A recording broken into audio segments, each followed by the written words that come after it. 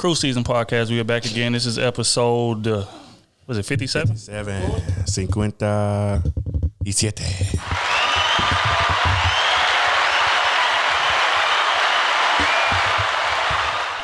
Kenny T is in the building. What's happening? He trying to adjust his mic. I'm about to take it over. Otis is in the building. Go ahead. No, Mr. Bitches is in the building. Oh, never mind. He just messed up my whole thing. And the dean, the overseer, Smoothest in the motherfucking building, man. I am Detroit AC. This is another episode of the Krew Season Podcast. How y'all fellas doing on this glorious evening? Lovely. Back at it again. Running it back. Yeah, man, we didn't. We had some technical difficulty. Paul supposed to be done yesterday, but I'm not gonna even get into what happened. But it was an hour and 20 minutes in it. It was gold. Damn. And that bitch disappeared.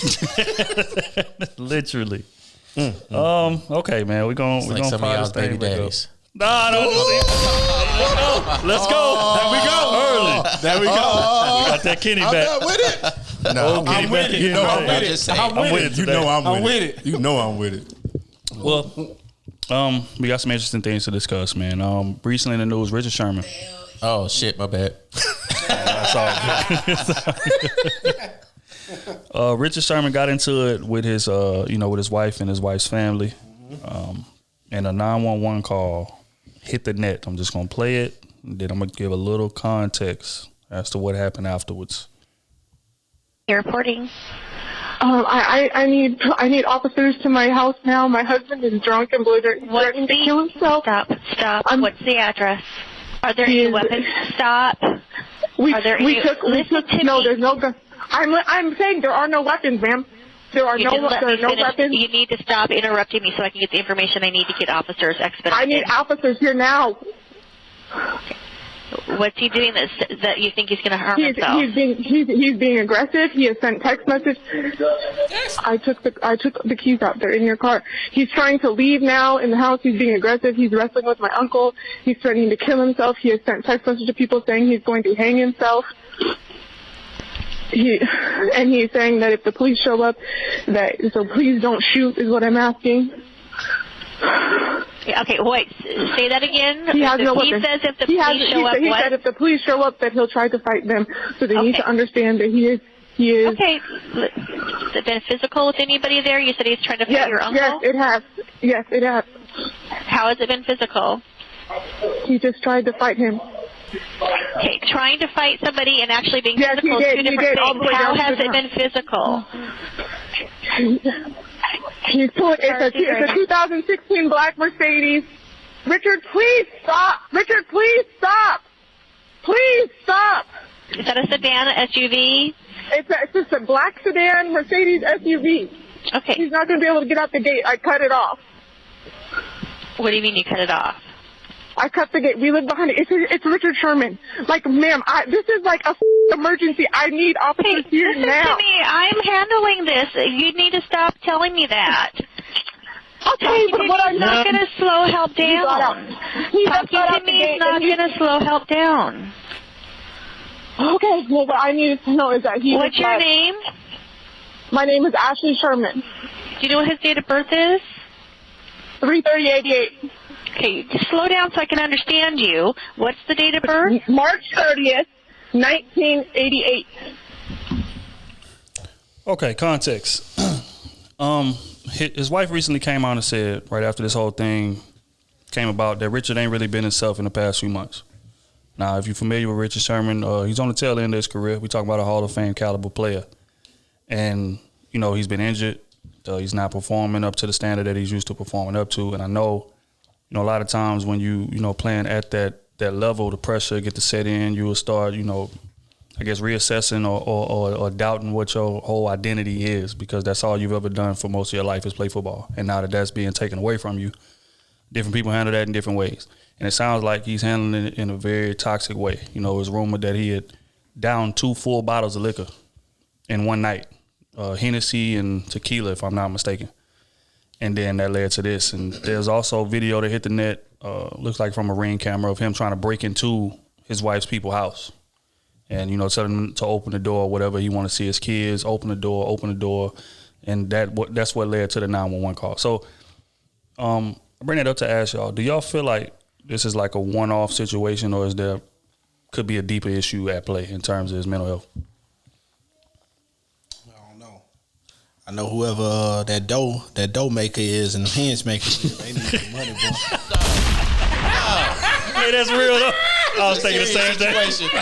And y'all want to make a joke about it. Don't say y'all. Thing, I ain't gonna lie. No, I can't include Otis in this one, but I'm gonna get you, Otis. I'm gonna get you, boy. Nah, but for real though, they need to pay that person that made that dough for you. Yeah. Regular dough that came. What was your question again, B? Is this a one-off? Is this a one-off, or do y'all feel like it's a deeper issue at play here in regards to his mental health? Well, I think it's definitely a deeper issue. Nobody just wants you to have one drink that you just flip the switch like that. It normally don't happen. That's built up aggression or built up pain, whatever you got going on with yourself. That's just built up, and alcohol only leads to you letting out, lashing out. You just become numb. Basically, that's what alcohol does to you. Become numb to your feelings, numb to your emotions, numb to everything, and you can't control yourself, really. So no, I don't think it's a one-off thing. I think it's just built up. Oh, what do you think? And it was just caught on camera. Yeah, that's true. Nobody knows that this happened before. True. That's very true. I don't know. Or reach this heights of aggression. Yeah, because it doesn't seem like his character. Like, he still carries himself well. He's passionate about the game of football. So for me, I feel like it's just he got a lot going on right now. As far as like transition in his life, he been battling injuries kind of lately, kind of towards the tail end of his career. He a free agent right now. There's no secure future. You know what I'm saying? It never is, but even now it's like even more kind of, in jeopardy. So I feel like he got that going on, and I'm sure other things as well. So just all that coming together, you know what I'm saying? It's just like a perfect storm almost. And then he drunk 2 full bottles of alcohol. So, I mean, no telling what that's going to make, how somebody react or whatever. So, and he drove like 30 miles away or something after they said into a construction site. Like, he shouldn't have been driving in the first place. I don't know, man. It's tough. I hope it's just a one-off. I hope it is, but, you never know. Because that one thing can now turn into a spiral and things. So, but I hope he get the help he need, though. Yeah, definitely need to do that. I had some comments, but I ain't got no more. Fuck 'em. Nah, bring it back. Say what you said yesterday. Fuck 'em. Say what you said yesterday. Changed his and mind I on was, yesterday. but when I watched the video, I watched both of them videos. I was like, oh, okay. Yeah. You see why she did it. You get what I'm saying? Oh, that's what I was. But that's trying why I to tell said you. the Depression. dope people, they need their money. Yeah, they need to charge a little more. You know what I'm saying? He was trying to come through there. Nigga. All I can And say we is know he ain't weak. depression is very something that a lot of people take for granted and Facts. throw to the side and don't even realize when depression is sitting in with you mentally. It's hard to recognize with yourself as an individual. Most of the time, it takes like your friends or your family members to see it and actually address you about it before it goes too far. And I think that's what a lot of we miss in our black community. We miss that. Yeah. A lot. And then, like Kenny said yesterday, most men kill themselves more. Suicide rates is up, and most of them. I mean, what you said? I 80 think something. 85% of all suicides are from males. Wow. 85 or 75%.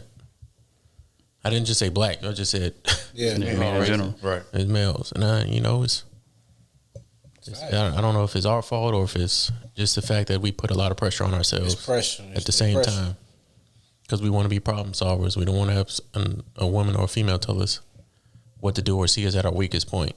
And then the woman be like, I don't know why he would do that. You know what I'm saying? And she really don't know. Be honest with you, because we don't tell her what's going on. Very true. A lot of us feel like we less manly if we communicate that we're not feeling up to par. Especially, which is why it makes depression such an interesting situation, is because most people looking at this situation, Richard Sherman's filthy rich. He's a Hall of Fame player. Like, what could he possibly have to complain about or be mad about or be depressed about? But that's not how depression works. It doesn't matter what you accomplish on the outside. Everything in your life could, quote unquote, be going right. And you can still just be seeing darkness, not feeling worthy. When you're looking at mirror, you hate what you see. And you try to do things to mask that. Now, whether that be drinking or whether that be drugs or whether that be, whatever the case may be. Women is another outlet. Because we'll go to outside women to make us feel more manly or make us feel more, whatever. And it's not healthy. None of that is healthy when we really need to see a therapist. But, again, therapy and mental health is just such a thing that's just been pushed to the back burner in regards to men, especially black men. Yeah. It's just been pushed to the back burner. If anybody talk about some therapy, it has a negative connotation. People automatically think they're going to laugh at you. Right. Especially black men, they going to laugh at you. Like, what the hell is wrong with y'all? This crazy. What's wrong with you? Like, what do you mean you need to go see a therapist? When in reality, most of us need it. You damn near got to be rich in the black community for a nigga don't laugh at you to go get some therapy. Right. They're going to send you to church, tell you to talk to the pastor to get you therapy. Need therapy, or you need a good group of friends that can notice when you are down. Right. And not yourself. And to tell you, hey, you what's going on? Come talk to me. What's happening? You know what I'm saying? Because your friends are really the safest, your most comfortable environment that you have. It's not even, most of the time, not in your relationship, to be honest with you.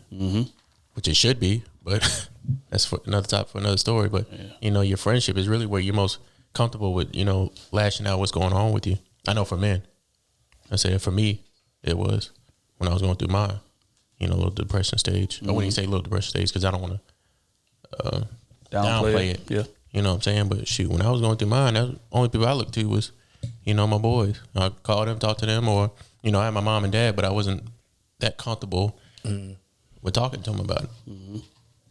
Because sometimes you just need that ear. You know what I'm saying? And when you go to your parents, they want to fix it. They want to jump in. They want to drive down there, get involved, all kind of different things like that. And that may not be what you need. You just made the sounding board. Right. And that's the issue with a lot of men, because I done been through it myself on multiple occasions. You know what I'm saying? In regards to that's why I know it's nothing to play about. I got a family history of it. So that was the first thought that came to my head. For one, was I was appreciative that her family handled that the way they handled it. Because they could have handled it another way, right? Especially in regards to her being at her people's house. And this dude is outside aggressive, whatever the case may be. They could have shot him right there. And it would have been validated in doing so. Oh, look at the camera. Look at him being aggressive. He's trying to break down our house. He's made threats. He's going to kill us, kill himself. I was protecting my family. And they would get off. But they didn't handle it that way. They was, they knew that wasn't his character, because they know his character better than we do. So they knew that wasn't his character. They said, look, man, let's just get the police here. Let's calm this situation down, and let's live to see another day to see this thing worked out. And they are to be commended for that. And even when he went to court for the charges or whatever, his wife was holding his hand. They was hand in hand. You know what I'm saying? So I just, leaving the situation, I just pray that he get the help he needs, because, none of us know what that man is going through. None of us know what that man is dealing with from a mental perspective. So scrolling the timeline, seeing people making jokes and different things like that, it's like, fam. It's the life of a black man, baby. That's just real. I commend his wife too, because she was as frustrating as she was on that phone with that officer that definitely needs to dispatch some type of training. She needs some type of training. That's the worst fucking operator in the world. I you know what I'm saying? But she was still trying to say, hey, my husband is, not acting like himself, basically. She's drunk, talking about he gonna hurt himself. Talking about he gonna hurt police if they come here, so please don't shoot him. Like that's something that you really got to think about today. Yeah. And the fact that she had to say that, and then the lady was like, "What?" Like it's like she was ready for something to kind of pop off, and she wasn't even really listening. No. But she asked for the address one time in that whole phone call. Fuck is wrong. It's just a sad situation all the way around. So just prayers out to Richard Sherman family. Like I always say, prayers out there. I'm normally joking when I say it, but I'm dead serious this time. Prayers out to everybody involved. I hope bro get the help he need, and they can rebound from this. We're going to stay in the NFL. Dwayne Haskins. Story hit the timeline in regards to him and his wife getting into a domestic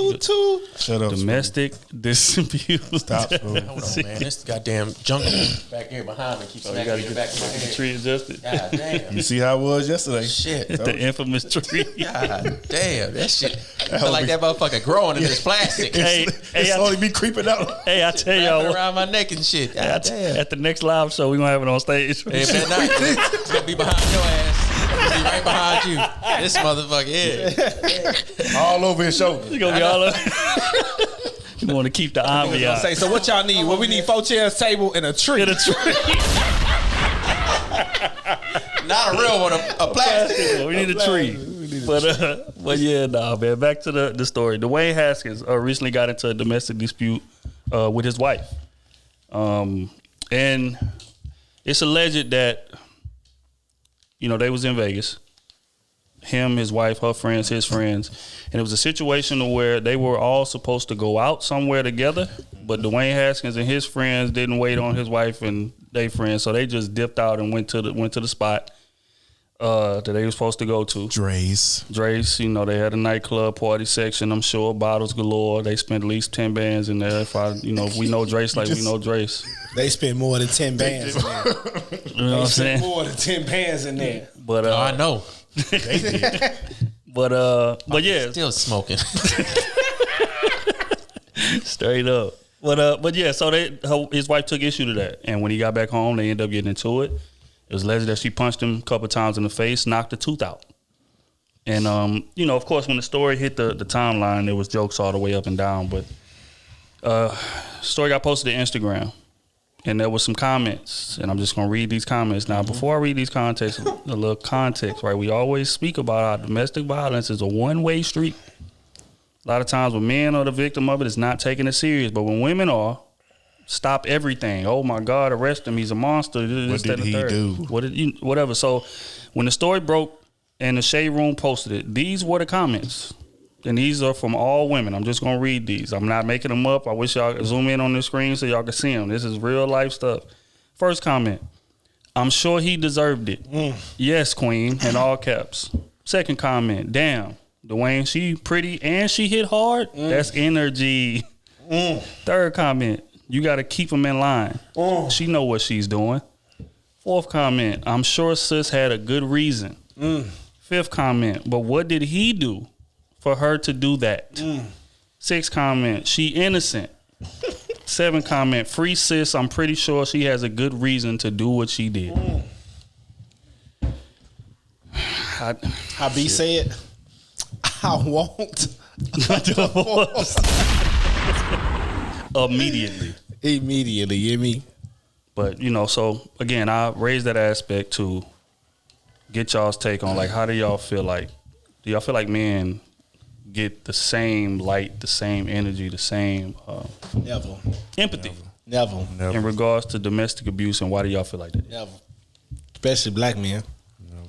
We'll never get that type of peace, boy. You call the police on a woman, they looking to lock you up. Damn, I called the police on him for her. What did you do? How the fuck I'm going to jail? You trying to explain your story while they cuffing you? Yeah. Hold on, fam. Wait. Exactly. Hold on. I'm the one that called him. You know what I'm saying? Like, come on, bro. You were looking beat up, got cuts and bruises, and man got a busted lip. They came in there with the handcuffs like this on them, like by the head of that. Like, goddamn, my teeth missing. And they said they found a tooth on the ground and everything. My teeth missing out of my life. Literally, tooth on the ground in the hotel room. Oh, but I mean, I don't know, man. I just think, for one, people should keep their hands to themselves. I think that's the universal rule. And a lot of women feel empowered enough to just hit men, bro, because they know most men are not going to hit them back. Now, what if he could have just threw her on the ground and kicked her in her mouth? Would he have been a monster? He would be in jail right now. Don't matter what happened before. I'm just saying, man. You know what I'm saying? She just two-pieced the nigga and knocked his tooth out, and the world know. Right. Keep your hands to yourself. And then on top of that, I bet she in there like, I'm sorry, babe, I still want to be with you. Of course. Get out of here. Go back to hell.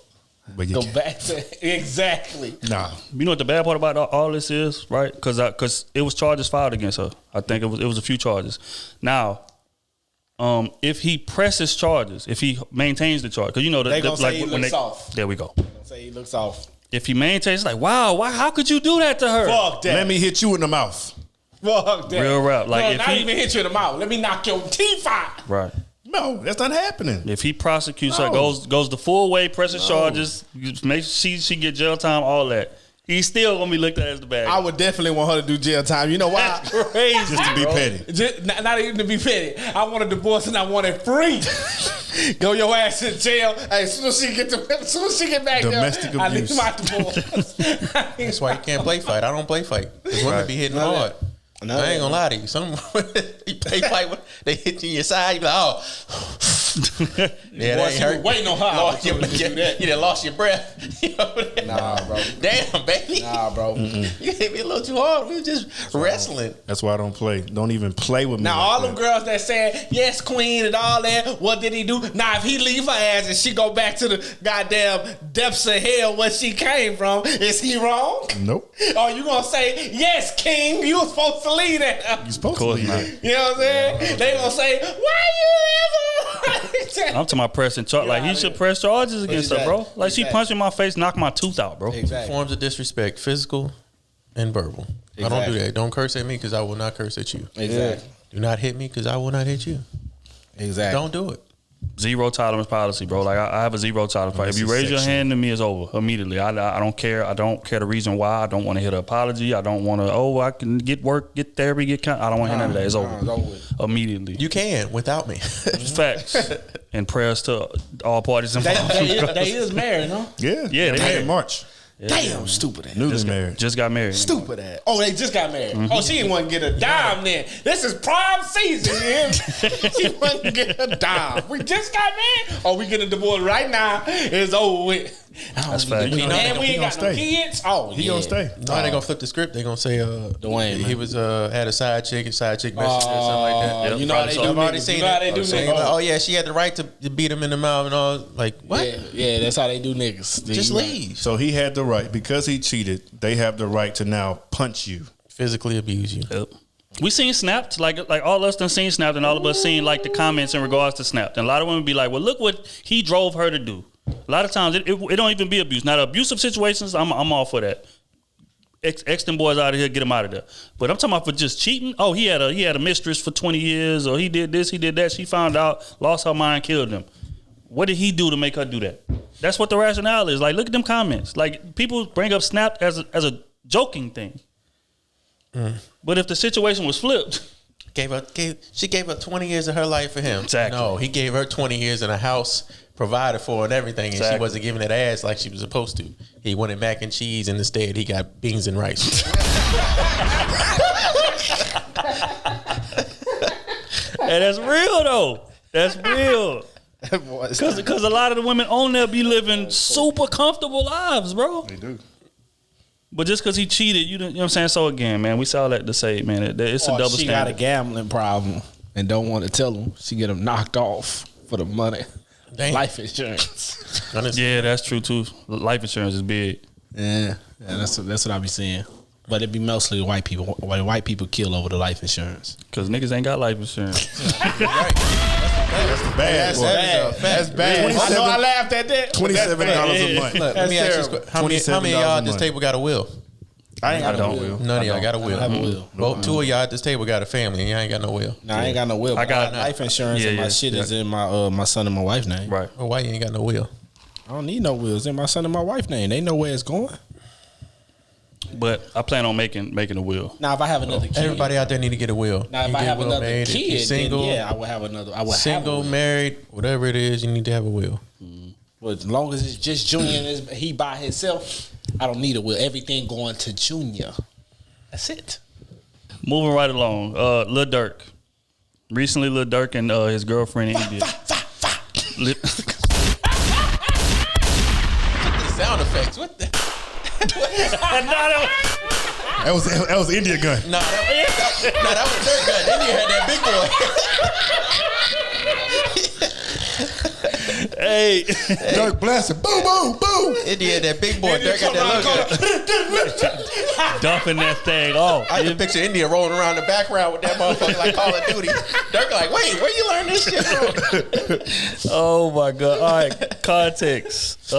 Recently there was a break-in in Dirk's house. This is the house where him, his girlfriend, and his kids stayed. As multiple people broke into the crib in the efforts of doing who knows what. Could have been robbery. Could have been killing. You know, Dirk done been involved in, you know, a lot of deaths. Recently, they had a lot of deaths close to him. And, you know, the alleged, you know, is responsible for it. But we ain't gonna do that. That's not what we do on this platform. But those people broke into his crib, and him and India returned fire and was able to, you know, scare them up out of the crib. Nobody was shot. Nobody was injured. Dirk and, you know, his whole family is safe at this point. But the story broke, and, immediately timeline gravitated to, wait, what? India was shooting back? Like, police report came out, showed that she was shooting back as well as Dirk shooting back to protect their career. And, I thought that was just some super, super solid stuff, man, to be honest. So what did y'all think about that, man, when y'all first heard the story? I said, that's how you do it. Mm-hmm. That's how you ride. Right? She ain't panic. What a chop at? All that shit you was talking in your songs. It's time now. She came out with that big guapo. She woke him up and threw the gun on his chest. Let's go, Big Daddy. What you mean call the cops? We ain't calling no cops. I am the cops. Came out with that thing. She turned into John Wick out there. Mr. and Mrs. Smith. Hey, she slapped that nigga with the gun. Get it together. Let's go. Let's get it together. Stop crying. Stop crying is wild. I ain't hit you that hard. That nigga Dirk had to remember who he was. Goddamn. But yeah, hey, shout out to them, man, because again, that story could have ended very badly. Shout out to nigga Dirk and his gal. Shout out to Dirk, man. I don't like being in a situation like that. Shit. Damn, this drink got me leaning in the goddamn seat already. So it's the seat or it's the tree? Which one is it now? Both. Both. All right, man. We're gonna get into there's a show on the network OWN. OWN is owned by Oprah Winfrey. It's a show on there called Put a Ring on It. And in this show, we give y'all the little premise. There's 3 couples that go on there. And they have been dating for a long time. Most of them years, 5 years, 10 years, whatever the case may be. Now, the premise of the show is they go on this show and both of them date other people. Like go on dates with other people and then come back home to each other. And it's a way to test whether or not they really want to stay in a relationship or if they want to pursue other situations, right? So one of the couples on there, Michael and Shay. Michael has a son. And for most of his son's life, his son has been living with his mother. Mm-hmm. Shay doesn't have kids, doesn't really have an interest in having kids. And, Michael's son has, Michael's son is supposed to come live with him, or he wants his son to come live with him. Mm-hmm. But she isn't necessarily for that. So I'm going to play a clip, and then I want to get y'all's response as to the entire situation. You spoke about your son, and you stressed the importance of having him live with you. How'd that go? It's like we've had this conversation before. Mm-hmm. It's always been my dream for my son to live with me. This is the first time we have lived together, and then he's come for the summer. But unless I'm saying something wrong, I felt like that it was a good experience for you. Yeah. He was a good kid. He was easy to get along with, but it was different. It was somebody always there when I'm used to it just being me and him. If you weren't dating her, would he live with you now? He probably would be with me more. If he wants to go and get his son, then I think that he should. Or if I'm not comfortable with it, they can get an Airbnb or, something like that. But I don't want to block that. I want him to be the best father he can be. They should get an Airbnb. Can't do that.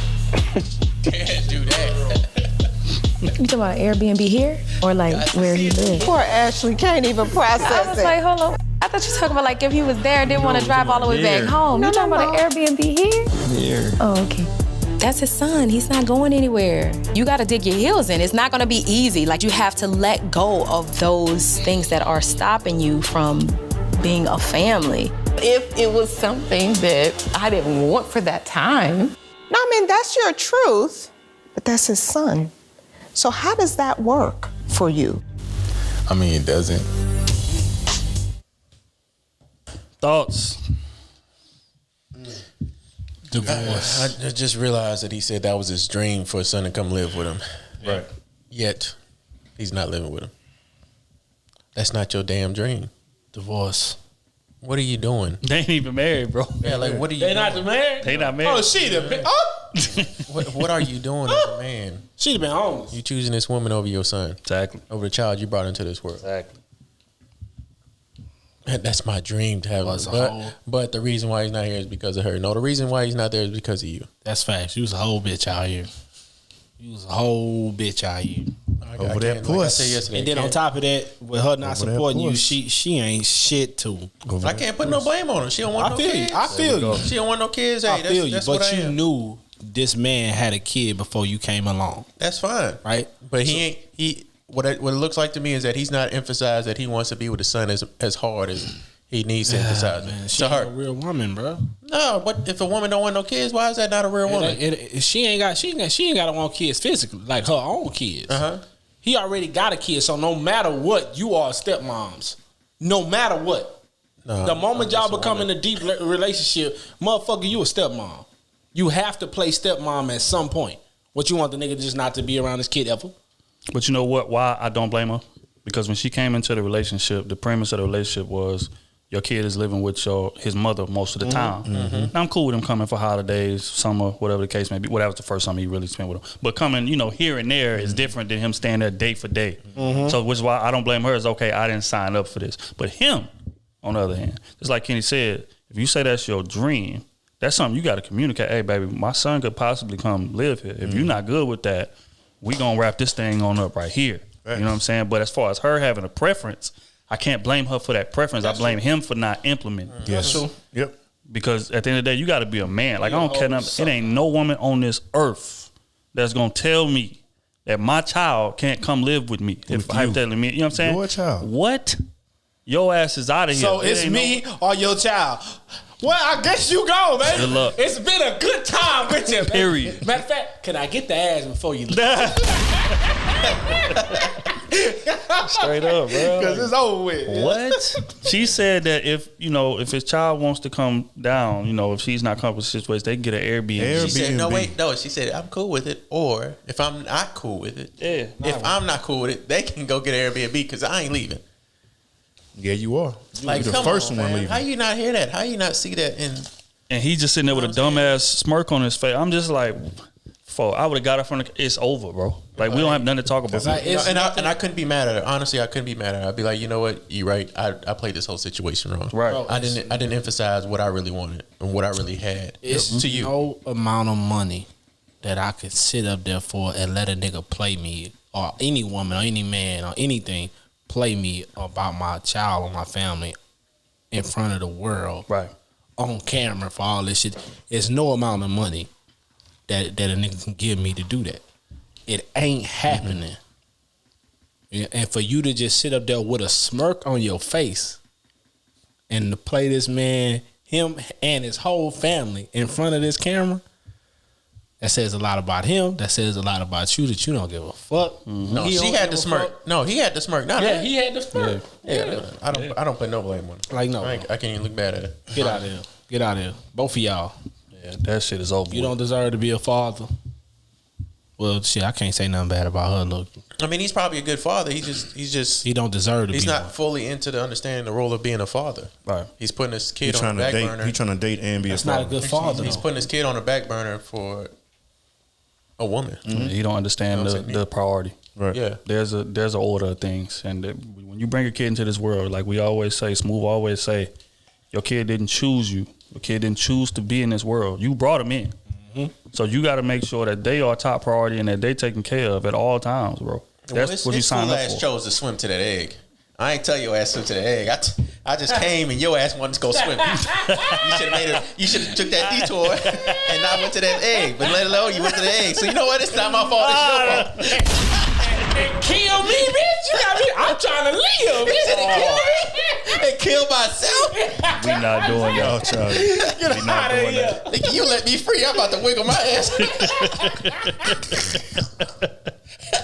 Oh my God. Moving along before we get canceled. You gotta do better. Do better, man. Watch who y'all nut in, man. Man. That's for real. Preach. That's for real. Okay. I'll try. There was a clip hit the timeline in regards to black women and black men. They are interviewing a black woman. I'm not familiar with who she is, but they're interviewing her and they're asking her questions. I'm just going to play this clip, and I want to get y'all's response to it. I think if men from other race like really pursued black women, y'all would like the word divest. Y'all would leave black men and go for other men. Like if every time you walked outside there was some white dude coming at you or some Hispanic nigga coming at you, and they learned the game on how to approach black women, you think y'all would leave us? My question really is like, are y'all stuck with us because nobody else wants y'all? Yeah, kind of. Yeah. Yeah, because even now I feel like when I'm approached by men of other races, it's always off some like creepy, like my Nubian queen type shit. Like, okay. But yeah, I feel like, we're unfortunately in a society where like dating wise, we're kind of at the bottom. Like we kind of have to get what we can get. So that's where the resentment is. You like, yeah, I'm sure. I'm stuck with y'all. It's not that I'm stuck with y'all, but it's like cute niggas. I'm me, you know, like I'm a functioning member of society. I think black women might be the most educated. I think I read that. Yeah. So it's like we're excelling, you know, we're handling business. Like, what the fuck is wrong with us? Type shit. Like, what's wrong with us? Okay, so then, if all y'all want the good black men, can y'all let these niggas cheat in peace? Because everybody else want them too. Oh my God. I'm not letting a nigga cheat in peace. Can there be a resolution to that though? All right, so then I'll cheat in peace too. Don't check my phone. That can't be a resolution. Leave my phone alone. That's too much though. Is it? Yeah, that's too much. Like, y'all built to handle the heartbreak. Niggas ain't. That's fucking terrible. So you know what? You're right though. We're built for it. So now it's y'all turn. It's time for us we gotta go through the karma. Y'all. Yeah, to groom y'all. Gotta prepare us. Yeah, to deal with the bullshit. Okay. She said something that I felt like was very interesting. Marriage part. You didn't even let the marriage part go. Oh, let me play it a little further, man. He's sought after by a lot of other women. So you're going to have to deal with some type of infidelity. I believe this. I refuse to believe that. So why are all these good men cheating? I don't know, Sam. Why are all these good men cheating? You know? The only person we haven't caught is Russell Wilson. Because he's a cornball. ones out there. And he's an anomaly too. He went from white to black. Oh, so he's the only date white women? Yeah, I think back in the day he was married to a white woman, I'm pretty sure, and got divorced and married to Sierra. Okay. That's fact. Yeah, so he's an anomaly. Yeah. So yeah, that's where we at with it. I really think we black men are looking for some type of compromise. Like, if nobody else wants y'all and we have to deal with y'all and we love y'all. No, you can't say deal with us and love us in the same sentence. Like semantics, you know. Oh my God. If we have to be with y'all, let us spread our wings here and there. So then let's all just spread our wings. But then we're going to build a home with you though. I think that. This is what niggas are. But here's the thing though, like, you realize, like, to me, I feel like marriage is so, like, the concept of marriage, what it was founded to be and what it has become is like not even the same thing. Yeah. So maybe that's even the problem. Like, marriage was for like financial purposes. Like, I have my family that has this, you have your family, you have this. Let's join our families for like economic growth. Yeah. Let's have kids so that they can like work on our farms or continue on the legacy and then feed back into the growth of the family. Yeah, it was not about love. Marriage is like, oh my God, I love you so much. You love me. Like, let's get married. Da, da, da, da. And that's why I feel like you see all this bullshit. Like, that's why the divorce rate is so high, because marriage really isn't about love. So if you fuck with me, I fuck with you, but you want to like still be able to do your own thing, like, why are you like, just like, let's just have a cool little vibe. So like, what if you can't mess with guys, only women? He's like, you can mess with just women. I'd be like, fuck you. Like, then you can only mess with guys. Yeah, that's sweet shit. Let's do that. She was talking to you. Boy, shut your ass up. She was talking to you. Thoughts. Tragic.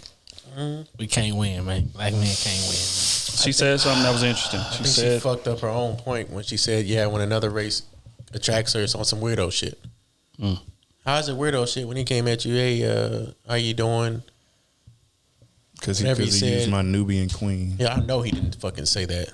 I'm pretty sure he didn't fucking say somebody that. But said queen. That's probably what it is. If he said queen, what's wrong with the word queen? He said, no, I mean, ain't no white dude saying Nubian. You want to be a queen, right? They not. That's the problem. Oh, wait a minute. Wait a minute. They feel offended. And there you go. Queen. There you go. I'm a whore. What? I'm with it. I'm just saying she proved the point by saying, when somebody else somebody else from a different race comes at it, it's weirdo vibes. If I'm in a different race and I go try to talk to a white woman and she gave me that, oh, this is a weirdo vibes, I'm not going after that race again. Because obviously I don't know how to talk to this race. And I just took my one shot, and that was a failure. So I'm not going back at that. Exactly. Then on top of that, bro, y'all don't have nothing in common. Y'all don't have nothing in common, bro. If they ain't been living in whatever community that they shooting at, bro, y'all have nothing in common. Music ain't the same. What y'all like ain't the same. The food is trash on somebody's side. Goddamn me. The whole family don't like you. It's weird as fuck because they looking at you like you forever the other side, especially when you got this dark skin on you. They looking at you like this end with the ER on the end. That's how they looking at you, fam. And a lot of y'all are put up with that shit for financial security. That's the only reason why they do it. That's the only reason why they do that shit. It's financial security for women. And for black men that do that shit, most of the time it's for the look. That's what it is on both sides. Okay, so here's a question. Because we've said on this podcast that there aren't a lot of successful black men for women to choose from. There's a shortage of them. So how do y'all feel about the whole divesting thing? In order for women to go get the type of man that they want. And do it for the right reasons. I feel for love. If you really love that person, you don't feel like a financial gain out of it. You don't feel like it's a way for you to prosper off them. Then yeah, I'm cool with it. I don't.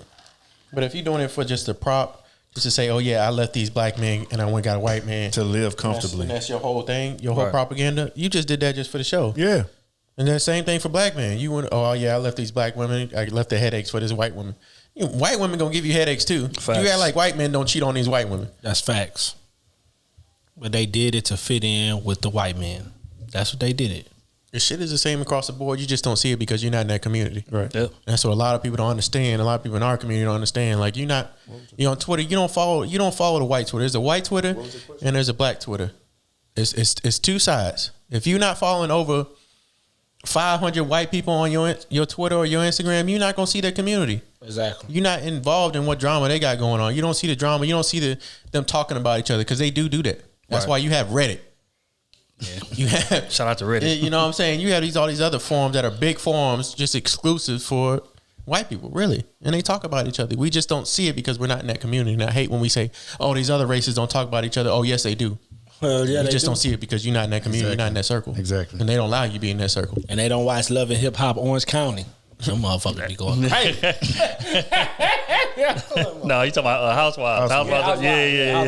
Yeah. My wife be watching that shit. I be them boys be tripping on there, man. White people be tripping like a motherfucker. Yeah, I think it's just our own race, but it's all across the board. They all do the same shit. You just don't see it. So don't divest just because you think it's gonna be better on the other side. Do it because you just want to find true love. You don't see the color in somebody's skin. Yeah, but most women, for real, most women do it for financial security, financial gain. Fact. That's what they do it for. They don't be doing it for love. So, what you gonna say, B? I mean, I feel like I can't really blame them for that because again, we say all the time, right? Like with men, we value looks. With women, they value financial security. So I feel like that would be a valid reason. If you want a man making certain type of money, if you want a certain financial security, and we've admitted to it, we say, hey man, dudes, black dudes out here that's making good money, own crib, own cars, no kids, whatever the case may be, it's a select few. Oh, go ahead. But most of them are married. Yeah, most of them. You know what I'm saying? I'm not married. Go ahead. I know, but most are. Right. So if that's the type of man you want, if that's the type of man you want, and you can't find them here, and it's a shortage, it's an admitted shortage. I can't blame them for going. I can't blame you for that. But don't look back on the other side like everybody just trash you because you went over there and won. And you found one. And you found one on there's a different skin tone. And that's what they be doing. Oh, I went and got me a white man and I'm goddamn me on top of the world. I fuck them niggas and all that shit. Come on, bro. The minute they say that, I feel like you're not really in love. You're not in love. The minute you start blasting some shit like that, you're not in love. You're not in love. You over there for what that man can do for you. I mean, because, like B said, we do value beauty. Yeah, beauty. Over everything. Over everything. We do, but we don't take it at a risk of, beauty for my mental health. I'm not about to do that. I'm not about to take beauty over my financial stability. Men are not about to do that. You beautiful, but you want to buy Chanel bags over and over again. I'm not about to do that. Sorry. Nope. I could disappear with that. You know what I'm saying? So it's, it's a risk reward type thing. You find your leverage, your medium, where it meets both paths meet at the same time. She's financially stable and beautiful at the same time. To you, right? Everybody's beautiful is different. So, so she's stuck with black men, or are they stuck with black men because other races of men don't want them? Are black women really loyal or forced to be? And I think y'all forced to be on the cool, because a lot of other races don't want them like that. They want them in the aspect of, well, in some cases, it's like a fetish. You know what I'm saying? Like you see a lot now where a lot of outside races, especially like white guys, they like to be dominated. You know what I'm saying? Cuffed up, chained up, whatever, blah, blah. But I don't see what the problem of being with a black man. Like, nobody understands you more than a black man. And if anything, we be looking for a black woman because we got all this stuff going against us in the world as it is, being a black man. What I'm starting to notice. Why would I want to be outside my race instead of being with somebody that I'm familiar with? What I'm starting to notice, though, with our race, we want to cheat the struggle. You want that instant gratification. You know what I'm saying? Instant win, instant. And there's one thing everything. with this black skin, I don't care how light your skin is. You black, bro, you ain't going to cheat the black struggle, bro. It just ain't going to happen.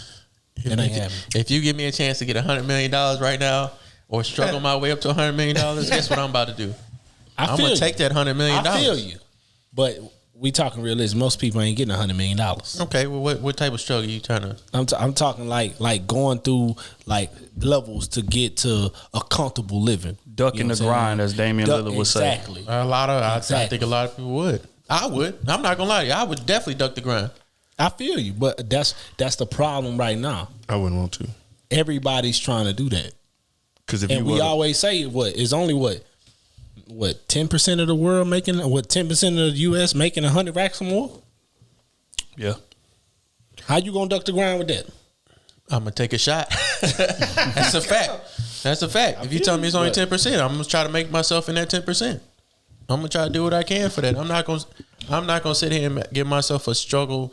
If you tell me I got to struggle for 10 years to make what I could make right now by just cheating the system and going that route. Yeah, but most women will be side chicks to these men. They already. Let's be honest here. Men ain't gonna be no side chicks. Let's be honest here, Matt. Let's be honest here. Yeah, that's real. We already say 60% of us cheat. That's real. So they already gonna be side chicks whether they struggle or they don't struggle. Correct? Yeah. So why struggle with a broke man, or struggle or not struggle with a rich man where you could take whatever he got, put it in your pocket if you financially. But they're not putting it in their pocket. If you financially smart, and that's the thing. Yeah, they not. Poor but pussy management. if they were good, doing good pussy, poor pussy, good pussy management, whatever it was, regardless of the fact, if they doing poor pussy management, they doing with a rich person and they still living a rich lifestyle for a certain period of time. They can do poor pussy management with a broke person and be struggling and still be giving up pussy. Yep. Yeah. If you tell me I could give up dick for for a better lifestyle, or give up some dick for some pussy that's just trash, it doesn't do nothing for me, what I'm gonna do? What man on this earth has that type of option? I'm gonna be a side chick I'm just saying, girl that's a millionaire. It ain't happening. I'm putting myself in that position though. You know what I'm saying? Hypothetically. I don't. Black men don't have that luxury. I don't be mad about that. The only time I get mad about women that do that is the ones that don't take advantage of it. They don't take that money and stack it up and say, okay, I got 100 racks. I'm about to make this man pay for my business, pay for that. I got what I need. Hey, I'm gone. Which is most of them, because most of them get with those dudes and they just enamored with the material shit. I want to get with them. I want to buy a bag that no other chick I know got. I want to get with them. I want to get a car that I know no other chick got. And that's it. That's all. But when that relationship ends, he send your ass back to hell, as Smooth would say, and keep that car that he gave you, and all you left with is a couple bags. So, like I was saying, poor pussy man, that's real rap. $200 a piece. Right. You know what I'm saying? So that they not handling it the right way. And my thoughts in regards to ducking the grind, I'm all for that as long as I don't sacrifice my morals and my integrity doing it. Because I got to look in the mirror at the end of the day. Again, we just spoke on mental health. There's people out here with millions of dollars in the bank but hate what they see in the mirror. I can't allow that to be me. You know what I'm saying? So as long as I can maintain my integrity and my morals and duck the grind, I'm all for it. But if I got to do that to do it, fuck that. I'll just take the stairs. Shout out to Nip. I think overall a lot of black women don't value black men like they used to, and I think that's the major problem right there. We don't give respect. It's like we gotta, again, like I've always said before, you gotta go 1,000 times over just to kind of win them over or to get trust or You know what I'm saying? Anything like that. Oh, and then the It's other just race like- would come along and do one thing, and he got you. Dang. You know what I'm saying? And it's the same thing. It's like, well, what is it? You know what I'm saying? Is it something internal? Is it that particular man? Or because again, like a lot of men don't talk about it, but a lot of men go through a lot of stuff too all the time with women. But we still want to be with our black women. And then at the end of the day, yeah, you try something else. But I feel like a lot of women only, deal with 2 or 3, and then now all of them ain't shit.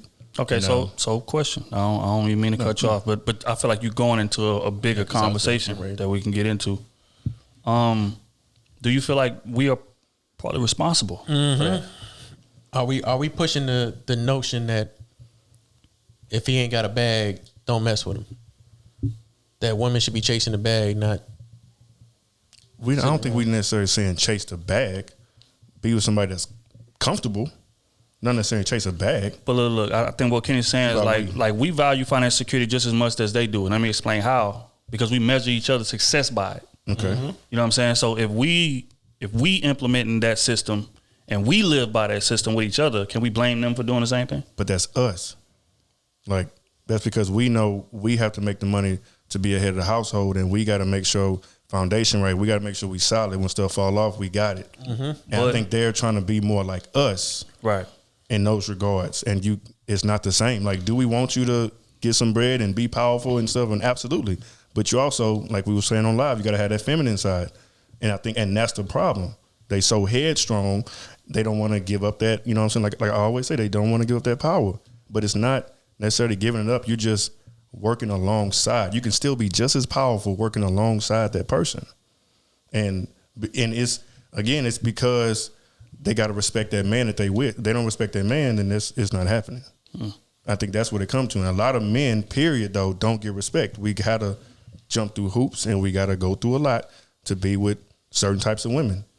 Now, the other women will be, submissive, be caring, more feminine, you know what I'm saying, what we're looking for. But it's like a struggle, because some women, we want them to be a certain way when that's just not them. They need to date somebody else. They need to date, like they would say, the more beta type of male or whatever it is. That would work for that situation. But when you got 2 headstrong people, it's hard. But I get it, though. I mean, it ain't their fault. We've messed up a lot in the past. You know what I'm saying? Grandfathers and great-grandfathers, and having 4, 5, 6 different families. Me and Smooth, we ain't kin, but we found out some crazy shit about our family. Like having, you know what I'm saying, thinking somebody their father when they wasn't the father, when somebody else just raised them. And so now they confused, and there's all type of crazy stuff. So, yes, I mean, it's partly on us, but I think today, too, it's just society. It's music. It's mainly music. Yeah, man. If you can to be, we can. I think. Damn, what that mean? Came out of nowhere. Not that beat, but the one we was talking about on the phone. I think it's this notion that a lot of successful women are hard to deal with, and I think that's a lie. Honestly, I've talked to a lot of successful women that make more than me and make as much as me, and they really are not that hard to talk to. It's just a lot of men that don't make as much, because a lot of us don't make that much. That's one conversation, Kenny. Or what? We talking dealing with a woman day for day. That's totally different. That's totally different from dealing with a woman in moderation or in a few days. Right. That's true. You can hide who you is in a few days or in a conversation. That's understandable. That's cool. That's right. But what I'm saying is a lot of black men that don't make that much money will not approach a woman like that. And they don't know how to talk to a woman like that. Yeah.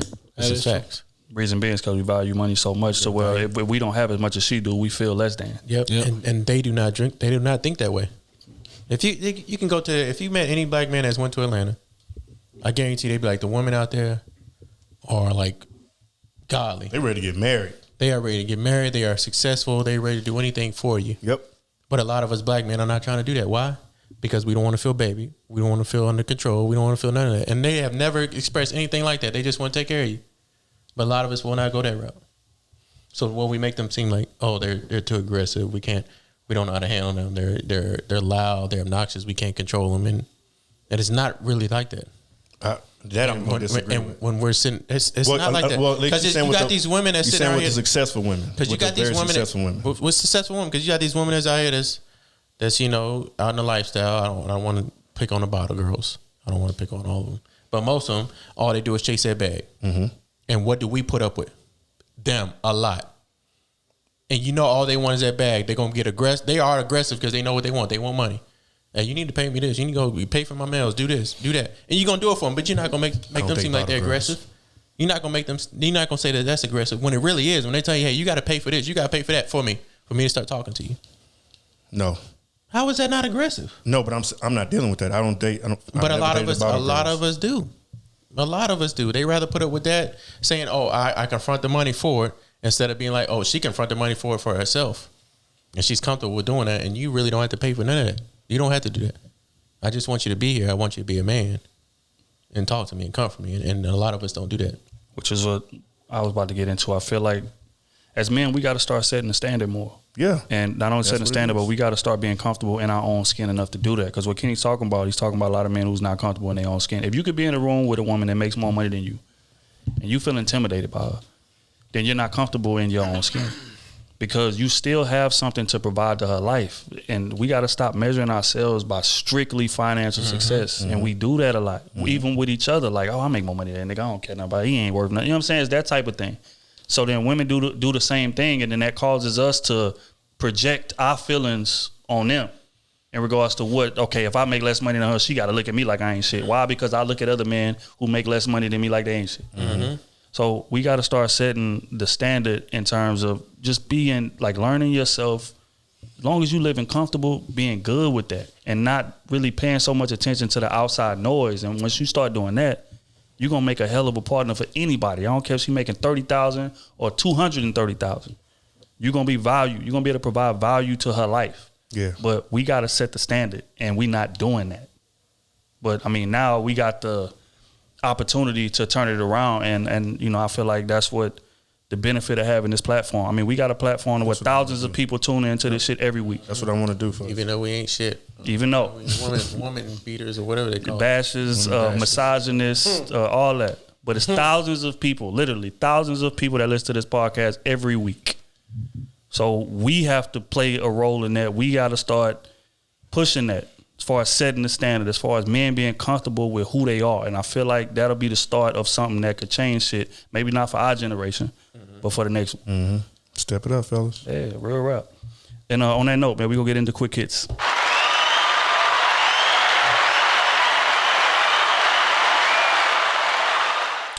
Okay. This first one is interesting, man. This was sent to me by my homeboy Omar Kelly. Shout out to Omar Kelly. Shout out that boy. He felt like we should speak on what a wife role looks like in 2021 to us. What do you want to see in a wife? What does a wife role look like in today's society? I'll let y'all answer it first. I feel like why we always got just because we married. I know you're not gonna answer, but I'm gonna let y'all answer. I mean, I'll try to answer, but you know, I ain't looking for no wife, so I can't tell you what I really want or what kind of role I want her to be in, or what I would like her to be in, because I really don't know. You don't have an idea of what you want your wife to be, though? No, because I'm not looking for that. I'm not just gonna make up something that I'm not looking for. That's Can you say he out here on these? You know what I'm saying? I just or saying sniper mode. You don't care nothing about no relationship right now, man. Is that right, Kenny? Nope. But I'm just saying. But wouldn't the person you kind of entertaining, wouldn't you want them to have wifey like qualities at least? No, because I'm not gonna give them husband type qualities. I'm not doing that. I'm not gonna make you give me qualities that I'm not gonna give you. But I think some of those are just basic though. Like some of the things that if it's basic, that's just you being a woman and me being a man. But it's still qualities. No, wife qualities and being a woman and being a man are just qualities. Qualities is in being a wife, and qualities of being a husband is totally different. That is not the same thing. I think it's still the same. That's not the same thing. Now, what you're doing for them is different. But you having certain qualities, you can say, yes, that person has whatever because that person is caring. That's a wifey quality. That's also a regular quality for anybody, to be caring, to be thoughtful. I think that's basic. That can fit in either category. That's why I'm saying that. That's not basic. Now, what you're doing for them, that's not basic? No, everybody's not caring. Everybody's not looking out for everybody else. That is a fact. But that's still a quality though, right? I know it's not everybody, but it's still a quality. And you just translate that into the relationship. But you can still be But if I'm not looking caring. for a relationship, why am I looking for that? I'm not looking for none of that. I'm just looking for you. You don't have to be, but you can still be a decent person. That's all I'm saying. You can still be a decent person, right? you gonna take them out and for them to have a good time, right? Kenny saying that thing just hanging. But listen, Kenny, you gonna take them out and gonna have a good time with them. Yes, that's good time. And for the most part, you're gonna foot the bill. And I agree with that. But you don't have to do that, right? No. So that's all. It's the same thing, right? They don't have to go out with you, but if they go out, you're gonna take care of it. All I'm saying is there's still equality. Whether what are you trying to argue this? Like, this man say he ain't looking for that, bro. Yeah, I'm not saying you got. I get what you're saying, but it's you still have to be a certain type of person, regardless. Though. Yes, you have certain people that you're attracted to. Yes, certain qualities you're attracted to. Certain qualities that you should also have. Qualities of people that I'm trying to get that man a wife, man. Qualities, I ain't trying to get him a wife. Qualities that I'm attracted to as a person's quality. But you say I dropped this dick off. That's all I got. I'm not. That's my quality. I'm not looking for qualities of a wife. I'm looking for qualities of a person that I can have fun with, that I can enjoy my time with. I'm not looking for qualities of a wife qualities. When I say I'm looking for wife qualities, hey, can you cook? Can you clean? Are you financially stable? Are you mentally stable? Like I don't care about that shit when I'm just out here having fun. Take cooking off the table and take finance. It's still gonna be the same. Kenny say I don't care if she got one towel. I'm still gonna look at that person. Kenny say I don't care if she got one towel on the air mattress. You want to go out? How that ass? You want to go out and eat? Cool. You want to go out to drink? Cool. Can you have fun? Cool. Can you conversate? Cool. That's all I need. I feel you, man. You trying to get down with the design? Cool. That's all I'm looking for. I'm not trying to complicate my situation away. Because when I start looking for wife qualities, guess what? Emotions get involved. It's all shit. She got everything I need, everything I'm looking for. You know what I'm saying? But I'm not ready. But she got everything I need. So what I'm gonna do? I'm gonna put her in a state where I'm gonna break her down because I want to keep her there. Yep. And now I become the bad guy. That's true. I disagree. You become emotionally involved when you find somebody that has every quality in a wife that you want, but you're not mentally ready to be a husband. So what you gonna do? You gonna keep her around while you fucking with these other hoes and break her down, because you know she gonna be mentally ready. She gonna be ready for you, but you still out here chasing these damn streets and breaking her down emotionally and keeping her around. Not necessarily, but how's that not necessarily? Tell me how's that not necessarily? Just because someone have all those qualities, doesn't mean I'm gonna get like deep feelings for them. Again, like I said, I just categorize it. It's the same to me. I'm gonna treat you the same way. It's just a matter of, do I want to take you serious or do I not? Do you have those qualities? You don't, like I said, you don't have to cook. You don't have to none of that stuff. Like you were saying, do you know how to have a good time, good conversation? I'm gonna reciprocate that energy. That's still having a conversation. You want to be with somebody that can have a conversation, right? If y'all just chilling on the couch. Notice I'm asking you this question right here. If you find somebody that has every quality that you want in a woman, and you have this other woman that just gives you sex, you tell me you're not gonna be more emotionally involved with that woman that gives you everything that you want in a woman. You see everything in her that you want in a woman. You're not gonna get emotionally involved with that. No. Man, get the fuck out of here, dog. That's cap, and we know that's cap. Okay. Everybody at this table know that's cap. Okay, yeah, you know me like that. You know my. Okay, ask Matt. What is that? Every person I date. Is that what you saying? Every person that you. I didn't say every person that you date. Every person that you date that has those type of qualities. No, you're gonna want to be with them and be emotional with. That's what you said. No, I'm saying every person that you find that has those qualities of a wife. Every quality that you find in a wife, you. There are a ton of women who have wifey qualities that I didn't want to be with. A ton. All right, we just beating a dead horse right now. No, it's not just that's just the truth. It's unfortunate, but it's the truth. It's not everybody, because it's still whether I want to be with them or not. You can have all the qualities. That don't mean I want to be with you. That's a fact, though. That's it. That's all I'm saying, Ken. That is possible. That is possible. I don't want to be with them, but you're going to get emotionally involved with them. You don't have to be emotionally involved with somebody just because they have all the characteristics you're looking for. So how's that quality? What the fuck does the quality mean then? It's all about emotion. If you find somebody that meets every aspect of you, you're gonna fall in love with that person. You're gonna fall in love with the idea of that person, because they fit everything that you need as a man. They fit everything that you want emotionally as a man. I disagree. And you tell me you're not gonna want to keep that around? Not all the time, no. Okay.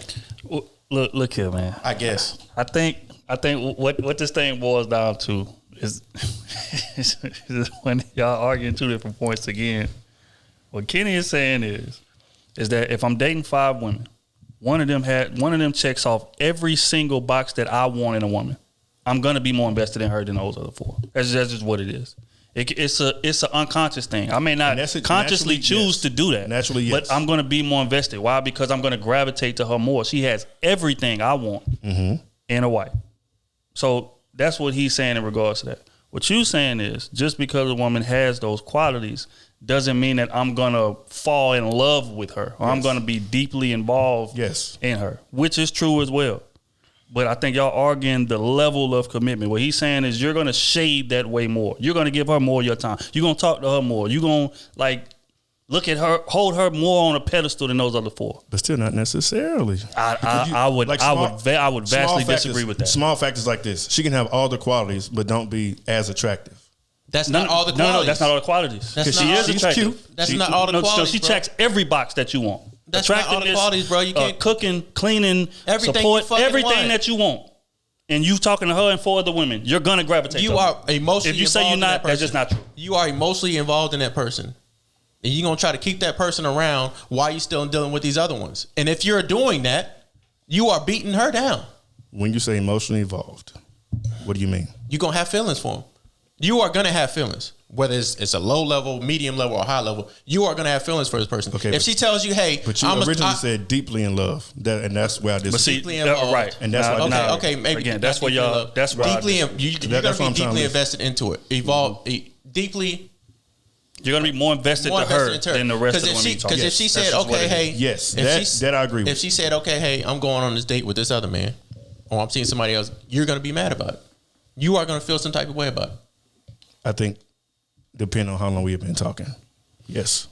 Bring in too many variables. Let's say you've been talking to all of them for a year. But that's true though. If you could, you're right. First, second, third month, do your thing. You right. If I'm still doing me, you right. But you dancing because 2 or 3 months you're not gonna be able to know that she got all those qualities. I'm talking about a year. You've been talking to a chick for a year solid. Yeah, I'm gonna feel some type of. That's what I'm talking about. Yeah, of course, yeah. So again, I think y'all missing each other with y'all talking about the level of investment, but there is gonna be investment in a woman that has all of that. Smooth. What you think? What does a wife look like in 2021, or what should it look like? Man, we fucked up the whole question. That's all. No, it's all good. But I mean, it's healthy dialogue. I like it. Man, she should be a person you're in love with, of course. Fact. Off the rip. She should be a partner in everything that you do. Key word there. The key word in this shit. Partner. Everything. She can't fuck good. So she can fuck bad. No. It ain't even that. That's not my partner. But you my enemy. Hey, and for some men, that's true. He's my enemy. He's not my partner no more. When it comes to marrying a woman, some men don't give a fuck about that. Oh, I know. Yeah. Some men don't give a fuck if she can bounce off the wall and land on that thing. You know what I'm saying? That's true. Some men like shit, she got just bounce off the wall. That's just real. That's just real. Y'all don't know nothing about my life. You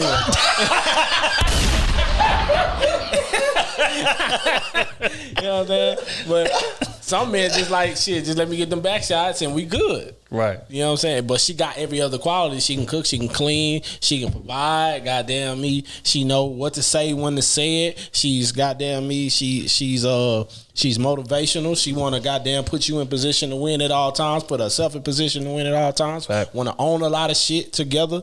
Goddamn me. She just want to have lineage in her background with y'all kids and all that type of shit there. That's the woman you need to be building with. You get what I'm saying? What you gonna let a woman go because she can't fuck well, but she do everything else right? Yep. That'd be stupid on your part. That'd be stupid on your part, though. I don't know about that. I feel you. I don't know about that, dog. I'm gonna get it somewhere else. If you can't physically please me, I feel you. I'm gonna get it somewhere else. But but we talking about physically pleasing. What if she want to have sex? She just don't know how to fuck like you want her to fuck. Oh, okay. We can teach that. Yeah, we can teach that. Hopefully, long as the want to. But if we talking about.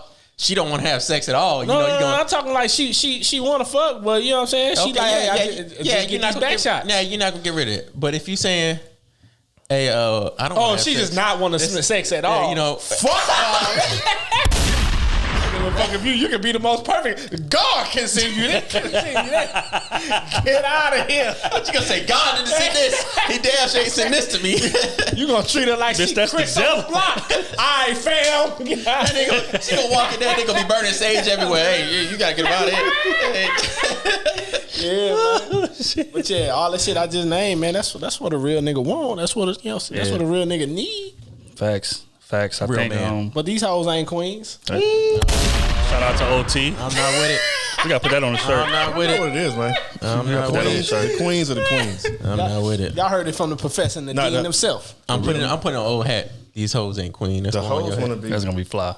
It's going on your hat. I'm telling you, going The on your hat. classy hoes be trying to be like big hoes. And they trying to be like hoes. You talking about girthy and they hoes? can't. No. I didn't say girthy hoes. Trying to walk them out there. The HEAUXS. Those hoes, the classy ones, try to be HOES, and you can't mix the two. You either gonna be classy or you gonna be a hoe. One of the two. And they be trying to be too much of the other hoe. They try to be like men and be out there and get attention, all this good stuff, and then want a man to treat them the same way. It's unfortunate, but that's one of those double standards. Right. Just like the abuse. You know what I'm saying? I know it's a little different, but like Wait, what? No, I'm just saying because it's vastly different. Like men can be with 100 women and not be judged, but a woman with 100 men, they gonna be judged a little different. That's just what it is, unfortunately. A lot different. So unless they comfortable in they 100 men. Yeah. You got like Drea. Shit, she been with whoever the fuck, and I guarantee you she'd still get whatever man she wants. Very true. Good. Very true. But you gotta look like that too, though. Yeah. But she also moves discreetly. as well. Like I think you don't really see a lot of her ones, business on the right. time. Like you'll see her in pictures, like we'll know she dating, but you don't see a lot of business on the time. And that's the key. Yeah. Be classy with it. A wife showing all that ass. Shout out to Martin. Shout out to Martin. I like my women classy. A wife in 2021 looks like, I don't know, man. Somebody that has a lot, or that a wife in 2021 looks like a woman that's invested in you, and that's not common. Like we've all talked to a lot of different women, attractive women, women with money, women with status. I'm saved. A lot of that situation, but a lot of them don't have investment in you. And I feel like that's what a wife has. Of course, she's going to provide peace. A lot of things Smooth says. She's going to support you. She understands the financial goals of the family. She understands her part in that she plays in building your legacy. All of that stuff. You know, she's a great mother. You know, she pushes you past your comfort zone. She provides that safe space for you to feel like you can take risks. Different things like that's what a wife. Oh, and you know she pleases you sexually. We're not gonna leave that out. That's very high on the list. But I think the difference in, because just like Owen Kenny was talking about earlier, there's a like standard, you know, that most women that you talk to got to meet. And I feel like it's a very broad standard. You know, I want her to be solid. And I want her to have, you know, good sex. I want her to be discreet, like we just spoke about. I want her to, you know what I'm saying? But those are broad things. But I think with the woman, the wife situation, it goes a bit farther. And I think the difference is the level of investment. Like, are you invested in me in areas that you don't necessarily benefit from? Facts. And I think that's what the difference is in being a wife in 2020. And we're not going to be the dead horse. We're going to keep it going. Damn, I don't know if I want to. Well, this is a good one. Smooth brought this one up. Do women want men, women with kids, do women with kids want men to be stepdads too early, in y'all opinion? What I said last time. They want them to be stepdads when all they want to do is step. That's facts. That's true, though. That's really true. You want me to be daddy when all I want to do is step. I mean, you want me to be daddy and I just want to be zaddy. With the Z involved. Go your little ass in that room. Me and your mama got to ride this roller coaster. And don't be eating all our chips. There's only 2 fruit packs in there. I know. One of them mine. And one of them mine. Yeah, I really feel like a lot of women with kids, they are desperate to find a male influence for their child. And oftentimes they'll bring the wrong type of man around their child because of that. You know what I'm saying? Every man is not meant to be a dad. Nope. There are some men that can hold jobs, some men that can please you sexually, some men that can do all of that. But that doesn't mean that they are a role model for your kid. That doesn't mean that you should have them around your kid. They're not great dads. So for you to try to force that role on somebody, that's working to the detriment of the kid.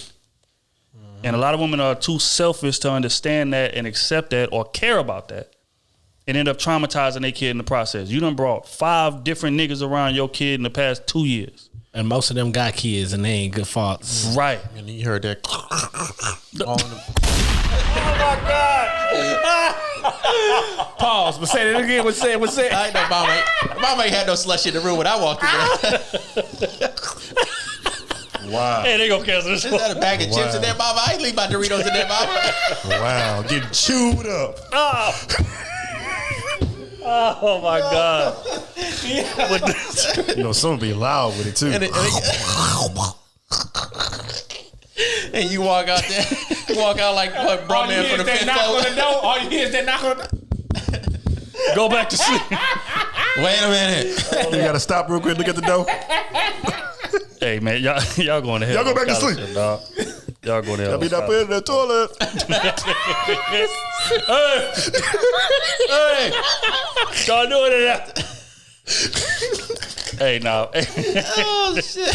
That's what they be doing though. Real rap.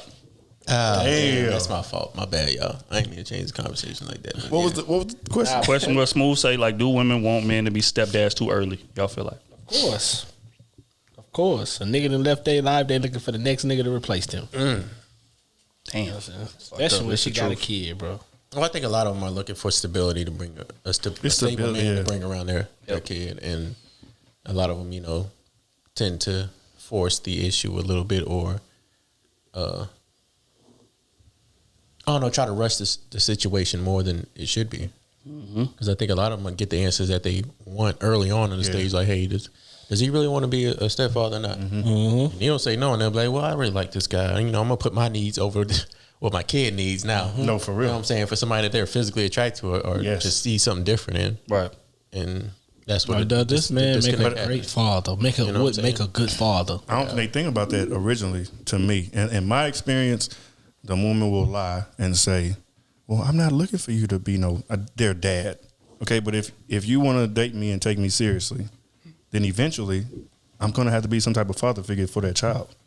So I don't think they think about that originally. It's like, I'm dating you for me. I want to be happy. I want me and dad don't get along, whatever it is. But eventually, if I'm taking you serious, 6 months, a year, whatever it is, like, eventually I'm going to have to meet that child. And then if we get serious, I'm going to have to, be some type of father figure, give them, help them, give them some type of guidance, give them some type of wisdom. Pay for things. You know what I'm saying? I feel like us men can do that without having to be like serious in a relationship with the woman. But that's you can give a young kid guidance, like, you know what I'm saying? Like, you can. I ain't got nothing for you, big fella. I get what you're saying. I get what you're saying. You know what I'm saying? Like, you see, a kid that doesn't have his father's not in his life. You know what I'm saying? You've been talking to this girl for 7-8 months, whatever. You finally meet the kid. She finally brings you around the kid because y'all been talking for 7-8 months. So she's like, hey, we've been conversating. We got a little thing going on. You bring the kid around. It's like, oh shit. This kid ain't got no home training. He don't know how to be a boy. He just soft. He just out here running around, not soft. Just just no fucking understanding of life. Just running. You know how a kid runs reckless without a kid. I mean, without a father. So then you can still be there and teach him like the things that, hey, you need to show some respect to women. This is not your dad. This is not your friend. This is your mom. You know what I'm saying? This is show some respect. I think you can still do that without further on progressing with that woman. That's hard. You know what I'm saying? And I think it's even hard on the women because I'm looking on the women's side. Like, if you've been talking to a guy for 9-8 months and finally y'all meeting, y'all been meeting without the kid around and hey, I got my son today. And you're like, well, cool. Let's just go get some brunch. And she bring the kid around. She better pay. And he I'm just saying, what I'm saying? Like, bam, bam. That's like hard on her. Like, oh, okay, if he says cool, yeah, bring him around. He wants to see the kid. But in reality, he still don't want to be a stepfather. You know what I'm saying? It's a hard predicament to. I think she don't want to bring a lot of men around a kid, but it's like, damn, I didn't wait 8 months. Anyway. But situation kind of. I think it's bad because you don't want to develop that relationship with the child, especially if you're not going to be there. Yeah, but so I get what you're saying, and I agree with the approach and wanting to school a kid and put the kid on game.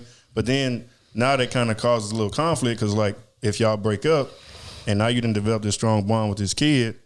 It's like, damn, like, do I check in on him? Do I don't check in on him? Is he gonna reach out to you? I wouldn't say you're not gonna be allowed to. I wouldn't say doing that. But I'm saying, like, the time you're there, I say being a good idol or a good mimic. He gonna compare role model. He gonna compare every man to you. You know what I'm saying? Especially if you a solid dude, he gonna be like, "Mama, I don't like him." Okay, if you a solid dude, and she brings some nigga that's not around that is not a solid dude, you just did her a favor. I agree. The kid said, "Hey, mom, I don't like him. He ain't doing this. He ain't doing that." You know what I'm saying? She not gonna listen. Your friend whatchamacallit wasn't doing that. You know what I'm saying? Hey, she not gonna listen to that. I don't know. A lot of women. She not gonna listen. Women listen to their sons about certain dudes. They do that. What? That's true. I'm serious. They do. That's true. They do. Nah, bro. Sometimes I'm being honest. I get what you're saying. I know it's because a lot of women, like, if they see their son, nah, bro. I know, Matt. But I'm just saying, like, when they see their son, it's like, hey, this is my king. Like, this is my world. If he ain't happy, that's true. You can't be happy. I agree with you. That's some bullshit. You got a point, but I mean, y'all both right. I mean, both happens though. That's a struggle. That's why I ain't got no kids. So I done been on both sides. Literally, I done been on both sides. It's hard to. I wouldn't even know how to deal with that. How to bring a woman around my kid. You pay for your side.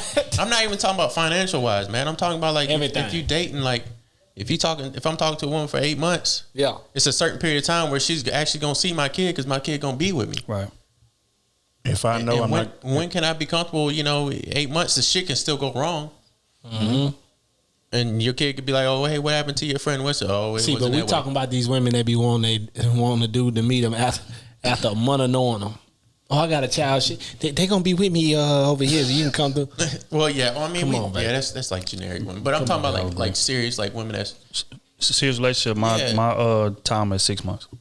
That's how I feel. I feel like if we dating 6 months. Then I can introduce. But most niggas coming through and beating a lot of kids on the couch. Technically, I wouldn't know nothing about that.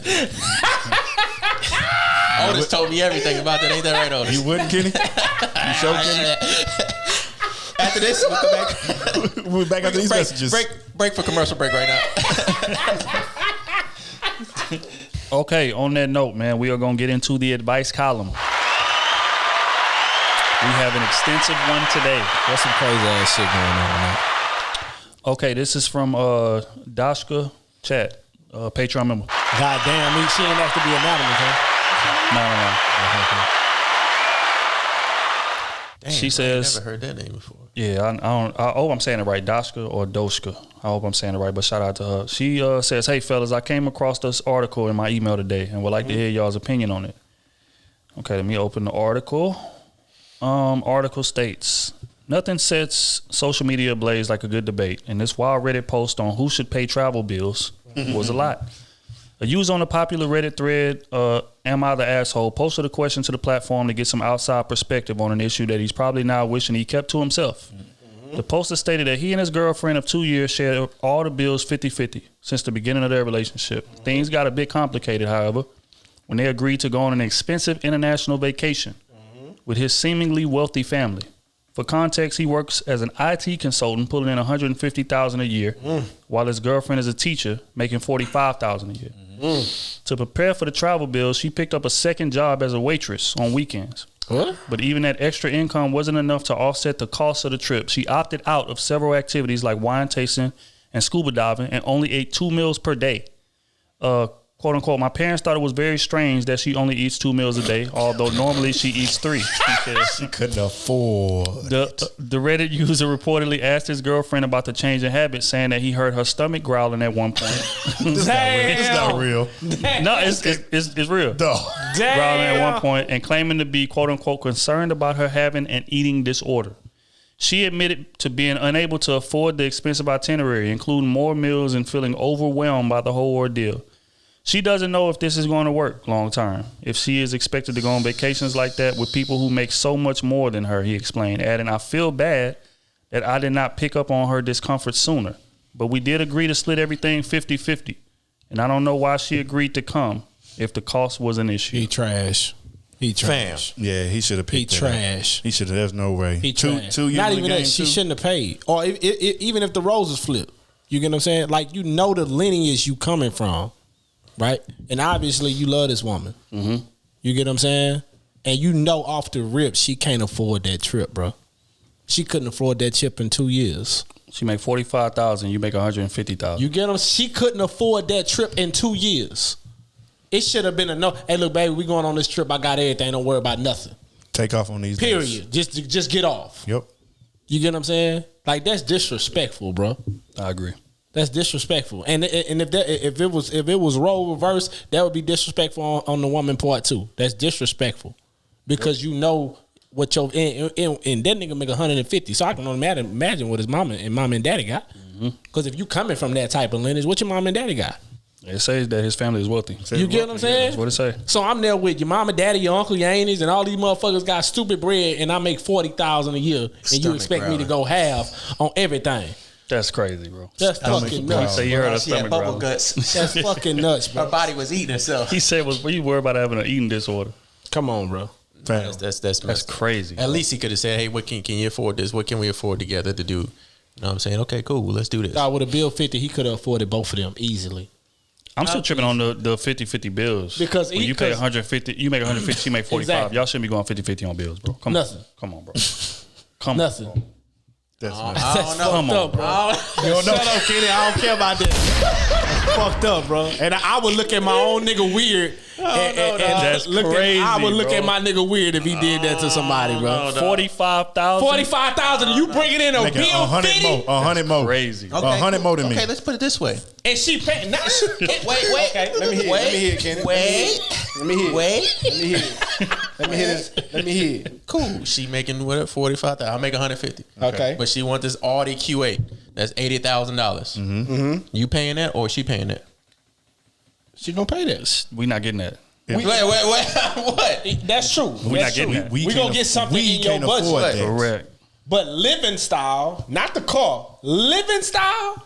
How we gonna live? We gonna live close to my budget. We gonna live close to that. You get what I'm saying? Yeah, but what happens when he loses his job and then she got to afford everything?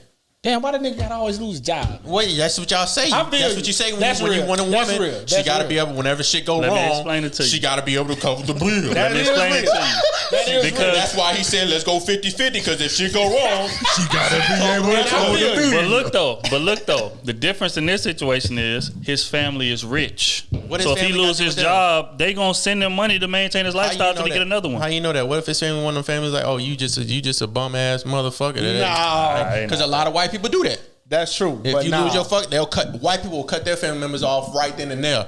Yeah, white people with but that's only if you fucking up. Hey, Now, if you just lose your I'm job, just saying, that's different, bro. I'm not relying on the family. I'm feel relying Now on we ain't us. relying on nothing. You are. but, If you say if y'all lose hypothetical his job, situation. he got his family. Nope. Nah, that So ain't you gonna be mean that to far tell back me on you fair. gonna- You no, lose no. that. Hey, That's no, cap. no, That's all cap. That's cap. That's all cap. No, I'm not saying what I would do. I'm just saying Okay then. Okay. I don't disagree with the 50-50. Okay. The 50-50 was cool with her. Yeah. It was cool. It was in her budget. For 2 years. Now, when we go on this vacation, that's when I figure it's wrong. Hey, can you afford this vacation? No. Okay, what can you afford?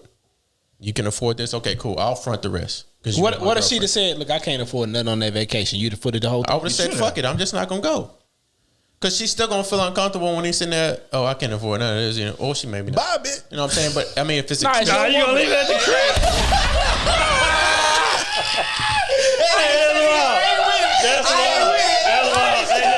That's wild, though. I ain't with it. Goodbye. I'm a dap yo, but I can't co-sign it. What'd you say, I Kitty? can't co-sign that. Goodbye.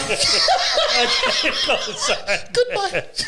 No, Oh my God! I'm playing. No. Nigga out there in Paris living it up. She at the crib. Hey, With the carrying tote. Oh my God! hey, fam. That's Hey, crazy. hey, that's what I'm saying. That's crazy. Nah, bro. I see you on the 23rd. I get You foot your end and I'm a foot my end. Nah, You say you need to go to work. If you was working hard enough, we wouldn't be in this issue. Nah, cause see that's the problem right there. Cause that's the problem with men right now. Well, I make 150K. I'm gonna pay for everything because I can afford it. Yeah, but you ain't gotta pay And for she- and she- everything. nope. I'm gonna pay for everything because I make 150K. Right. And she gonna make her 45K to do whatever the hell she want to do. Right. You're not gonna tell her what to do with it. And so when it's Now the time, minute shit go haywire, you could just say, you know what, I pay for all this shit in the house. You ain't gotta do. Well, you never asked me to pay 50-50 in this. True. Yeah, but she know what I'm paying saying? 50-50. I'm just talking about strictly for the trip. She handling back home. She handling bills. Oh, yeah, whatever cool. her thing is. I said that. But for the trip, I said you that. supposed to handle that. The Hey. nigga that's made you towering her in money. So any trip, You supposed to handle the whole bill. Hey, look, babe, just get off on this day. No matter what side you, a woman or man, if you making that much money, hey, for the play shit, the shit we know we gonna play on, I know you can't afford what I like doing. So I'm gonna foot the bill. Just be comfortable. All I gotta know is you comfortable. You get what I'm saying? Everything outside of that, we good. But this house shit, I need you to take care of that. If we agreed on 50-50, this house shit, I know we going on this trip this month. Don't get outside yourself. Pay the bills first. That's just real. That's real. That's just real. That's the problem. That's the problem right there. You tell me don't get beside myself, but you just said you're gonna front the whole bill for the vacation. So that means I can do whatever the fuck I want to do. No, but you still gotta take care of your responsibility at home first. I already got 50-50. Yeah. But you front the whole vacation. No, but he's so just guess saying, what I'm gonna do on a vacation? No. Oh, you pay for everything? Hey, babe. Let's go to this restaurant. No, but that's right. No. Ace of Spades at dinner, man. But Smooth saying like just because you know you're going on vacation, don't get reckless with your money just before. She wasn't getting ready. She already had it. It was all on getting 50-50. Just before the trip, you know how that. But you know, people be acting crazy. Before nothing. She already was financially stable because she went and got a second job just to go on a trip. Yeah, but I wouldn't have did it. That's fucked up. I wouldn't. I'm not with that.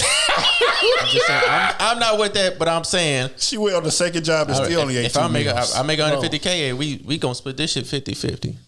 I don't give a fuck. That's facts. I don't care. 2 jobs and still only 18 We gonna see what 50-50 is for you. For you to have a little bit of money left over, you can pay all the bills. I pay the mortgage. Now, if I'm a bougie motherfucker, which I am, I don't mean to cuss like that, and it's the place I want costs like $24,000. I'm not gonna ask her to pay 50-50 that because she can't afford that. She making $45,000. Exactly. You know what I'm saying? I'm not gonna ask her to do that. But obviously, I'm going somewhere more than that. Kenny? Oh my god. Anyways. Who got left off Bad and Bougie?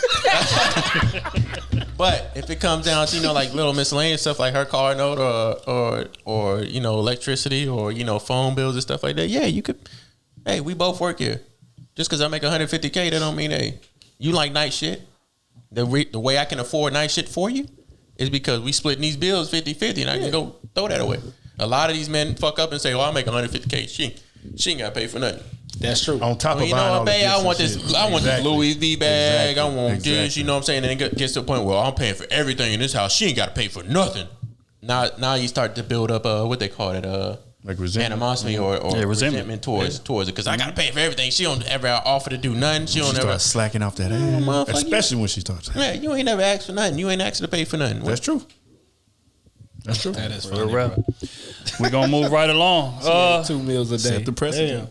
Let me see. Okay. Next one says my stomach should be growling. Hey, that was the wild part when I read. You heard it though. That like what? That's crazy. That stomach start growling in front of his family, You bro. good over there? That's crazy, bro. Just start growling in front of his family, dog. That's wild. Think about it. Bro. She was eating 2 times a day. She was trying to stretch. Food came out. She just watching it. 2 sandwiches. Water with lemon. Water with lemon. Water with lemon. Hold on, man. Hey, that's crazy. You got any packs of sugar back there? Hey. Oh my God. Pass me the bread. Pass me the bread over there. Free bread? Hey, that nigga wild. That nigga wild for that. She gotta wait the 10-second rule to grab the bread. Stomach over there growling. Nigga, she seen that bread, her eyes lit up. Oh. Hey, that nigga wild for that. Hey, you wild. She had a sign of relief when that bread hit the table. I know they bringing out some. That's wild, dog. Okay, man. Oh my God. On to the next one. Should a woman let her man know when or if she is being hit on by other men, or should she keep it to herself? I'm 21 and I work in a restaurant that is male dominated, and some of the guys will be doing things like giving me pet names like shorty, beautiful, sweetheart, or give me leeway on tasks because I'm attractive. The names don't offend me, but my boyfriend and I talk about our jobs often, and I get hesitant about telling him some of the things that may happen. Even still, when I'm by myself in public, I'll get hit on or catcalled, and I feel it's pointless to even mention it to him because there isn't anything he could do. Side question for AC. How would you tell your daughter how to conduct herself if she is being catcalled, if she is out with no potential male protection?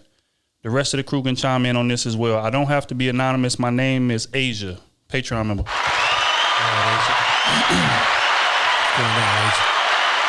Congratulations. Okay, so her question is, should she tell her man about, the men that are approaching her, catcalling her on the job and in public? It's gonna be too much, man. I say no. Nah, you ain't gotta worry about that. As long as it's just at the job and you ain't acting on none of that shit, that shit pointless. What you gonna do? Quit your job if the nigga tell you quit your job? Now you ain't got no money coming in. Come on, bro.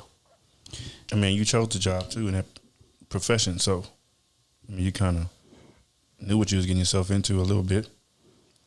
Yeah. Also, I think you got to understand the fact that man know you getting approached. You are attractive. You are his girl. So if he doesn't think that you're getting approached, that's a deeper problem that y'all got to address. But in terms of like the question for me, how I would teach my daughter how to handle getting catcalled, I would tell her to say thank you and just keep it pushing. Don't say nothing disrespectful. Don't do whatever, because if you by yourself, you got to get to the crib safely.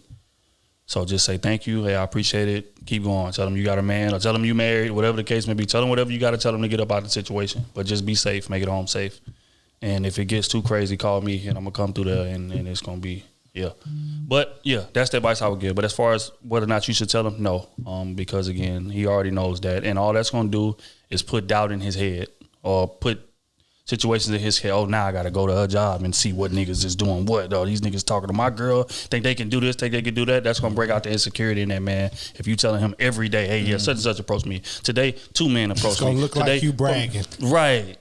And it's just not worth it. NFL player came in and was flirting. And shattered that nigga. Right. Straight up. So that'll be my view on that. Kenny, what you think? Should she tell him? Nah, I don't think that's a good idea. You can just leave that leave that at the bar. Baby, do you know who Lamar Jackson is? Don't worry, I found him. What would a nigga say to that? No, I don't know that nigga, man. That's what a dog player. You gotta who is that? I don't know that nigga, man. Yes, you do. You like football, answer. He probably ain't even that good. I don't know. Nigga be hating for real. What he said. What he say? What he say? All right, on to the next one. This is from, let me make sure it's not an anonymous. This is from Deshaun Grant, Patreon member. Shut up. All right, he says, hey, Krew, keep y'all foot on these people necks. It's going to pay off. So I need y'all opinions on this situation. I've been talking to this wench for a couple of months on and off. So recently we had a conversation and we put everything on the table. She wants to be friends and I want some ass. She said I'm tripping because I'm missing out on a great friendship. She said the reason why I'm not going to get any ass is because she's not feeling my mental or spiritual. But she has opened up to me in every other way besides me getting some ass. I feel like I need to just walk away because I'm not going to play the role of friends in hopes of getting some ass when I already said what I want. Fact. Well, there you go. You said what she wanted. She said what she wanted. I mean, cut off completely. She'll come back. Y'all stepped on the line. I didn't went through that situation. No. Shake up my tea. That's real route though. You gotta go separate ways, man. I'll leave it alone. You know it ain't coming out. She ain't trying to drop that ass. Let it pass. That's real. That's real. Leave that be, man. Yeah, entertain that. Y'all both want two totally different things, and if it ever happened, it'll go totally left anyway. Really, and you really don't want that in your life. So, I think one of the main things though. Bye. He also said that he wasn't mentally stimulating her. You know, that's one of the biggest things with women too. And spiritually, yeah. So if you're not mentally stimulating her, you definitely ain't getting no draws.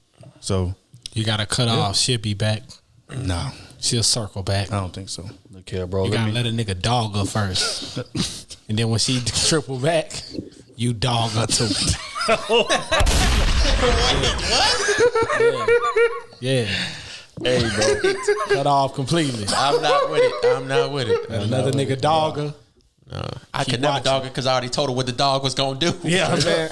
Straight up. Hey, bro. Let me give you a little bit of game, man. Sometimes not getting some sex from a woman is the best blessing you could ever. Facts. And the reason being is because y'all have established a friendship. And in a friendship, of course, everything is cool. She's solid. She cool, man. She pretty. You know, we talk about everything. All of that shit is great. But it's different when it's a level of relationship type investment there.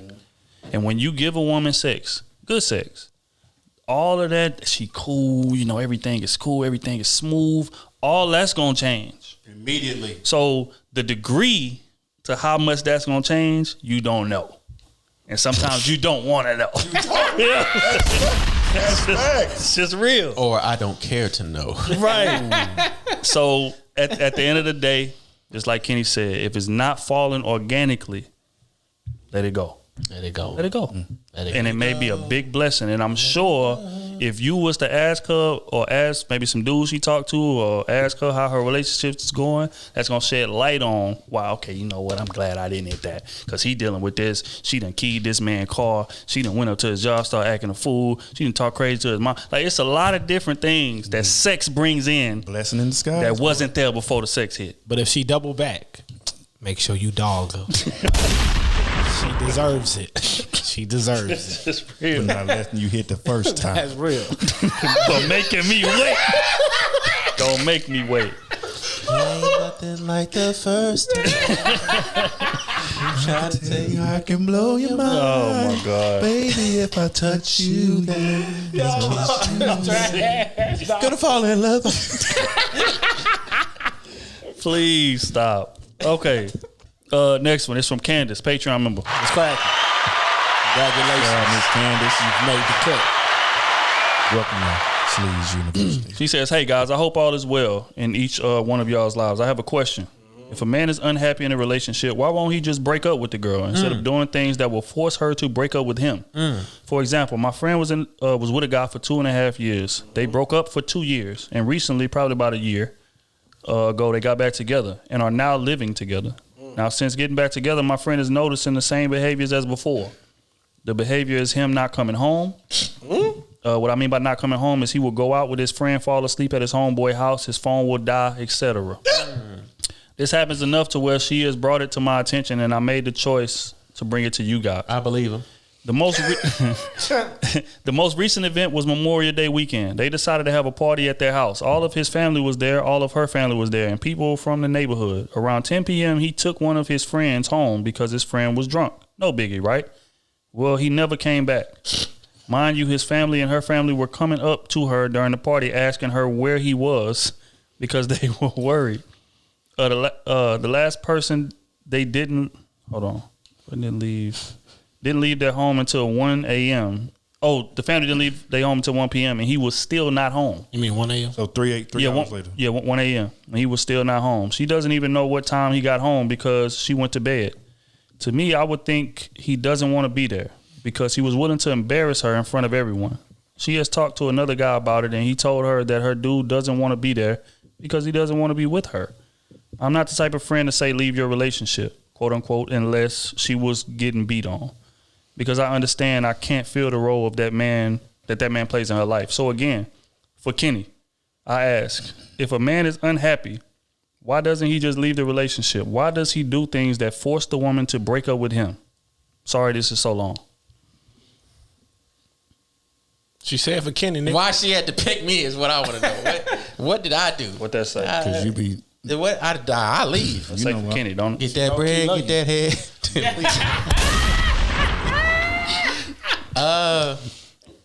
Because she allows him to do it. Why not? Damn. If I could come home when I want and get sex from her and then go out and do what the fuck I want at 1 a.m. and she don't question me about it, or she does, I can say whatever I want. I can say, hey, my phone died, and she gonna believe me and still be there. He don't want to be there. Well, why not? He's saying what she can tolerate. I'm not the one to, because I don't like talking to women about other men because I feel like I don't know what that man's going through or what that man. I feel like I'm cock blocking. I'm not one to do that. Dirty Mac. You know what I'm saying? What? We dirty Mac in the day. we got to, because she wants some advice, or she wants advice for a friend. If it was me, if I thought that situation, or if I thought a woman, let me put myself in that situation. If I was a woman and the guy I was talking to was doing it, it would be over. It's not every single time that we are talking that you are disappearing and your phone is dying. And you not coming home unless you fucking your friend. And that could be it. That could be it. Altogether. It's another issue altogether. Now, I'm not about the gay stuff, whatever it is, you know what I'm saying? You just not ready to come out the box, whatever it is. But that could be a situation. But for me, I'm not with it. We not doing that. If you need to drop your friend home, hey, I'm riding with you. We both been drinking anyway, so I'm gonna ride with you. Exactly. I'm going to one anyway. We gonna drop him home. We come back. If you want to go out all the time, stay with your family, and you staying in. No, I don't. You always going out. Gotta entertain the family. And we got both our families here. We come back. Same I know. time. Entertain both of them. We for gonna me. fuck in the car real quick. We get some dirty shit going on. You know what I'm saying? That's real. They ain't about that life. They ain't about that life. But if every time you disappear and you don't come home till 4 or 5 o'clock in the morning and your phone die, come on, man. Any man know whenever you go out and you know you're gonna be out late, that phone better be charged. That phone better be charged. You better be charged. Or you better call them from somebody else's phone real That quick. bitch better be plugged. It better be plugged into that car while you sitting there. It better be at 80% when you get in that club. Mm-hmm. And shit, when you in the club, you better not be on your phone, so that shit gonna be charged whenever you get out. Yep. You gotta know these standards whenever you in a relationship. That is a standard. It's not the option of your phone dying is not an option. Hey, for It real, is for not a man, really if real a nigga rough. let his phone die, he ain't telling you nothing. That's disrespect. That's the option for the man and the woman. That's disrespect. Safety reasons, emotional reasons, and mental health reasons. Like, you know what I'm saying? The person that you love is out and you can't contact them. That's and it's crazy. late. Yep. You start to worry. Yep. I'm not going to put It's that like on common you. decency. Yeah. So if I was her in that situation, first of all, that's your friend's relationship. Whatever she want to go through, she already know what she going through. She knows she getting played. Because they broke up the first 2.5 years. So that means she want to get played. If she want to keep on going through that, hey, cool, let her do that. Don't jump into that relationship. It's not no physical abuse. She crazy. It's not none of that. It might be mental abuse, but I think that's on herself. Hey, maybe you need to fuck him in to get rid of him. I'm saying, don't do that. You don't mess friendship you gonna up. mess friendship up. You just see what it is and say, hey, cool. She don't like y'all friendship no way. That's what she want to go through. Let her go through it. I would say tell her stop calling you if they gonna be if she gonna keep taking them back or dealing with that too. You don't want to hear that as a friend. That's real. Like but the advice I'm giving you is pointless because you're just gonna keep doing it and keep tolerating. Don't talk to me no more about that dude. You know what I'm saying? Don't tell me shit about him. We could talk, but yeah, that situation. I'm not with it. And then that's going to bring me down whenever I see that person. Yep. Right. Yep. Like I'm going to have some type of animosity towards that person. And I don't even know their side of the story. Right. It could be some other shit going on. It could be your fault. You know what I'm saying? Like, I don't want to hear that. I'm not trying to get that involved. That's why I say I don't have none of my boys. My boys' wife's numbers. I don't have none of their numbers, girlfriends. We don't have no contact, no sort of contact. I got one by accident. It was never mind. We can talk about it. We I don't know what you're talking about, but whatever. Oh no, I don't. Yeah. I mean, I'm not with you. I don't know nothing. Next subject. What was it? Yeah, hey, when you talk to me about your relationship, tell me what the fuck you doing wrong. You better wake up, nigga. Okay. Hey, she called that mouth. Hey, speaking of, man, we're gonna make a transition to a clip that I was gonna play in the A block, but since you said that, I think it's perfect timing to play this clip. In regards to like when you're in a relationship with a woman, oftentimes like when they complain to their friends or their family, right, they'll tell one side of the story. Mm-hmm. So I'm just gonna play a clip. Woman was saying some very profound things. That ain't Ninja Turtles. It's a turtle. That's science. That's science. And your cousins for every little argument, because you women sit on social media, you sit around, everybody killing everybody, but you never tell the truth that there's been 1,000 shootings and homicides and trickle back down to you running your fucking mouth or you calling somebody and exaggerating because you feel disrespected. Stop calling people. You get in an argument with somebody on the block, that's it, leave it there. You call your brother, now these niggas going through it the whole summer, and then somebody's child die about it. That's your fault. Stop calling.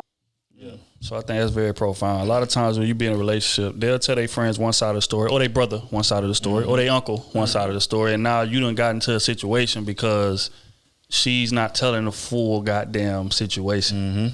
So now at the family functions, it's awkward. Everybody get you side eye. It's 3 sides to every story. Your side, her side, and the truth. Facts. Well, girl, he just been beating my ass. Wait. Well, she out there keying every car, busting the tires. Wait, but that don't give you no right to beat her ass. You know, I'm just saying. You know what I'm saying? That don't? That don't? I'm just saying. No, we're not doing that. Next subject. Only because you know how they were saying if he cheat, they get to fight. Look at the Dwayne Haskins situation. Stop calling your brothers and your cousins for every little argument. The best situation would be if you say, she's saying, he already cheating to sleep with all these other girls, and on the downside, she over there sleeping with everybody, his best friend, all that type of shit. Exactly. That'd be a good example because a lot of these women be doing it. I'm not gonna say who, but I know they be doing it. I ain't gonna say who, but y'all bitches know y'all. I seen the video. You know, she said, "I'm gonna make I'm gonna make the dude I like." I was one of the attendees at the school. Because a lot of y'all be lying. Say, oh, the only reason why I cheated because he cheated. No, man. Nah. You the first one to do it. You heard about you was thinking about that long thing. Yeah. But yeah, that's true. What old boy doing? Because I did that. Now I did. My phone didn't die, but I was coming home at 5, 6, 7 o'clock on purpose because I didn't want to be there. And I did. I mean, I did. At the time, I didn't know. You was fucking them down, huh? Depending on who it was. He was getting fucked down. Some was worth the energy, some wasn't. You was getting pegged, but my name is not Kenneth Tongue. I'm sorry. I was gonna say so, but then you go, never mind. But jump on that ass. It's gonna be a long podcast. It's gonna be a light skin joke. Oh yeah, we ain't going that route, please. Make Next subject. But yeah, to what the guys have said, I think that shit is over with. But you being the friend, you can't tell her that that's over with. You just in an awkward position. It just is what it is. But ain't no man that has any respect for his girl gonna do that consistently. That happens from time to time because sometimes you at the boys, y'all having a wild night, whatever the case may be. I done got drunk. I may live too far. You can't go. Whatever the case may be. But that's not a consistent thing. Yeah. Right. And especially in terms of both of y'all having a family function. At a family function, nigga do that, it's over with. That's crazy. He getting fucked down by his best friend. I'm telling you. You think so? I think so, dog. He the nigga on the porch. I'm doing it for money. He's doing it for money. Don't do that. My man was in a bad spot. He was in a bad spot. Doing it for my family. He was giving a good spot money. Depending on perspective. It's all about perspective. Perspective is important. Yeah. Hey, you do what you want to do. That's crazy. You know what I'm saying? You do what you want to do. That's crazy. That's crazy. But ain't no way the minute you disappear from the house, the phone died. Just on 86. That nigga hit the block. He ain't even hit the stop sign yet. And it's going to voicemail. What? Hey, I'm taking David. David like, yeah, he taking me on.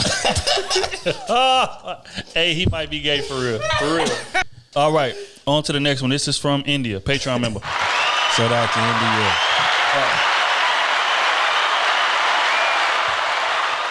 She say, before I begin, I always have to show love to the crew. Good to see young black men doing that thing. That's correct. Now, my question is, would I be messed up if I didn't want to talk to this guy anymore? He's nice, generous, etc. No, he's nice, generous, etc. However, it's only been a week, and Buddy already willing to offer up his bank card. I can tell he don't really get play like that because he pressed me as if it's been 3+ months already. He was even willing to stop his football practice just to hang out, calling me bae and moving how a woman would move when they plan out a future with a man. I want the full package, but he's giving me desperate vibes. I'm not a trifling woman, so I'm not going to use him. He also talks about his money as if I'm supposed to be impressed. It's only been a week, in all caps. I don't want to ruin my chances on getting married one day, but it's a bit of a turnoff when what he's offering isn't earned. I mean, don't waste my time, but still let me earn it, Plus, I think he's buying followers on Instagram. The ratio on followers and likes don't add up. Wow. Nigga, we both 26, not 18. Lastly, he's a chubby dude, not what I'm used to. Hold up. But I thought about being open. Guess I was wrong. No, she don't want to just skedaddle. Fam, you don't even like this guy. Why you even deal with this? Hold up. Just because he a chubby dude, bro. Come on, bro. That motherfucker. Yes. Y'all got me fucked up. He overweight. He breathing heavy. She can't deal with that. And he offering up the bank card. He desperate. Yeah. You can tell you don't get O's like that. First of all, why would you even break your morals, your standards for that? That's what I'm saying. Now you over here asking us, what should you do? Nah. You don't even like this guy like that. You don't. He just have good confidence. You gave up every negative thing. You only say two good things about him, with 16 bad things about this man. Not even attracted to him. He's obviously attracted to you, whether it's been a week, 3 months, a day, whatever it was. He's attracted to you. He likes you a lot. He sees potential in you. Now I'll give you the bank card. I wouldn't do that. Hell no. After a week? Not a week. I wouldn't do that. Hell no. I wouldn't do that. Come on. It's gonna take you a lifetime to get the bank card. But that's how he wants to roll. Let me explain something to you. Dating somebody with low self-esteem is never gonna work. Hell no. Even if he give you the bank card or whatever, he's gonna be insecure. I'm gonna give you that little bit of game just right out the gate. So if I were you, I would just end that, wrap that thing on up, and keep it pushing. He's desperate. No man is giving you. Only thing I didn't like was the chubby comment. I know. Chubby comment. I know. I know, but she's probably saying that in regards to this playing into his lack of confidence. But you a woman. What's wrong with that? She don't want nobody chubby. She don't want no. That's her preference. She don't want no heavy breather. No, it ain't that. She ain't say that. She said that's not usually my type. She was stepping out her zone. That's not her preference. Hey. If the nigga wouldn't have been all leading with his money, that's what the nigga doing. He's a lollipop. You need to lick him. You ain't lying. Lick a one, a two. That's all I'm saying. You need to lick him. But what I'm saying is figuratively. No, yeah, figuratively. Right. You don't need, you know what I'm saying? Not giving him no hit or nothing, but you need to lick him. He need to be, you know what I'm saying? He need to be spanked, right? But outside of that, if he wasn't doing that, to be honest, from what she wants, he'd be the perfect cat. I don't know. Nope. She was still chubby. She said he was still chubby. How was she used to? She just said she gave him a chance. So if It's he a wasn't week. leading with his wallet and being a sucker, because he's a lollipop, If he wasn't just being those two things, he'll be perfect for her life. That'd be facts. She still would have saw the chubby. Come on, man. I think he's insecure. He is. Yeah. The whole card thing is what threw me off. Like the insecurity thing trumps everything. He don't know how to wear this weight though. That's what I be talking about. He don't know how to wear this weight. That's what I was saying, Kenny, before when I was saying leading with your wallet. Niggas like that. That's who you need to lick. Like that's a niggas. week, bro. No. I know you say you ain't trifling. I know. I get that's that. crazy. I get That's that. not You're what not you do, trifling. But that's a motherfucker you need to lick. You need to spank him. I wouldn't leave with my wallet. Taking care of things when y'all going on a date and giving her your card are two different things, bro. That's totally different, bro. And now if y'all do if in that week y'all go on 3 dates or whatever, have a blast, like cool. Hey, you should have took that card. But nah. Asked them how much was on it, and went and bought you something crazy. Spent the whole thing and never spoke to him again. Because you got to realize, but I'm gonna tell you, I'm getting some need to be done like that. Another woman is gonna do that to him. If you leave him, another woman is gonna do that to him. For real, she gonna lick him. So why not you? But see, she's not a bad person. That's what I was about to say. She said it in the message. She said, I ain't taking advantage. That's not He the bad person for offering the wallet up. He the bad person. I'm a good person for spending the money. That's how we need to look. Maybe the card that he gonna give us only got $200 on it. Damn. Yeah, he could take the Then bank he a card. liar. Oh, he is paying for followers. Damn, he a He said liar. he could take the bank card. He didn't say how much was on the card. He said paying could for take the bank card. followers too. That could have been motherfucker insecure as hell. card. It's $1,000 on it. Hey, this is minimum for a month. It's $1,000 on it. Take the card. No. A week? I'm spending the whole rack if I'm her. Not in a week though. I wouldn't do it. I wouldn't do it. James Avery, But gold I'm not bracelet, going to gold downplay chains. whatever some other man that got. Obviously, I guess he has the money to do it. If he can do it, that's his way of getting a girl that ain't working, obviously. But you know why? A lot of men like that be crazy as shit though. They'll like give you the card and she get a tripping or he get, feel like maybe she doing something. That's type nigga tie you up in the basement. Yep. Because I gave you all my money. Correct. Because I'm making $150,000, you only making $45,000. I hope he don't know what. That's cold. That's cold. And I'm paying for everything, and now you want to go out here and act like I ain't doing that for you. Oh, that's not the same situation. Oh, that's a different situation. Different situation. Oh, my bad.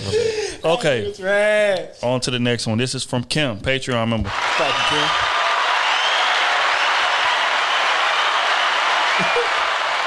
She says, hey, Krew, I work for an engineering firm, and currently the majority of my time is spent on a construction site. This is a male-dominated field, and it's taking some time to get recognition from the quote-unquote boy club, good old boys club. That's true. But I'm here now. I've done the work, and I'm looking to level up. What networking advice can you give a black woman in a male-dominated field? Also, I have no interest in overly suppressing my femininity while I'm here. Can you all give any examples of successful feminine women in a male-dominated field? I appreciate you all, and I'm excited to be witnessing the journey. I can't wait to see what's next for the crew. My wife. My wife. She in a dominated shit. This shit dominated by men. But my wife trained all these niggas that's coming in now, and she on the hiring board. 3 years. Make over 100 racks. So I know what you're going through. My wife go through that shit every day. Shit, you got to steal game from these motherfuckers. My wife been stealing game from them old motherfuckers and bringing it back to the highs. And we been winning on the shit. You know what I'm saying? So you got to realize, like, a lot of them been making more money than you for a long time and it's seen way more shit than you will ever see. You got to pick their brain and steal game from, like, how they do their finances, what they setting their life up to be retired and all this type of shit here. You do that early, you're going to be ahead of the game. You know what I'm saying?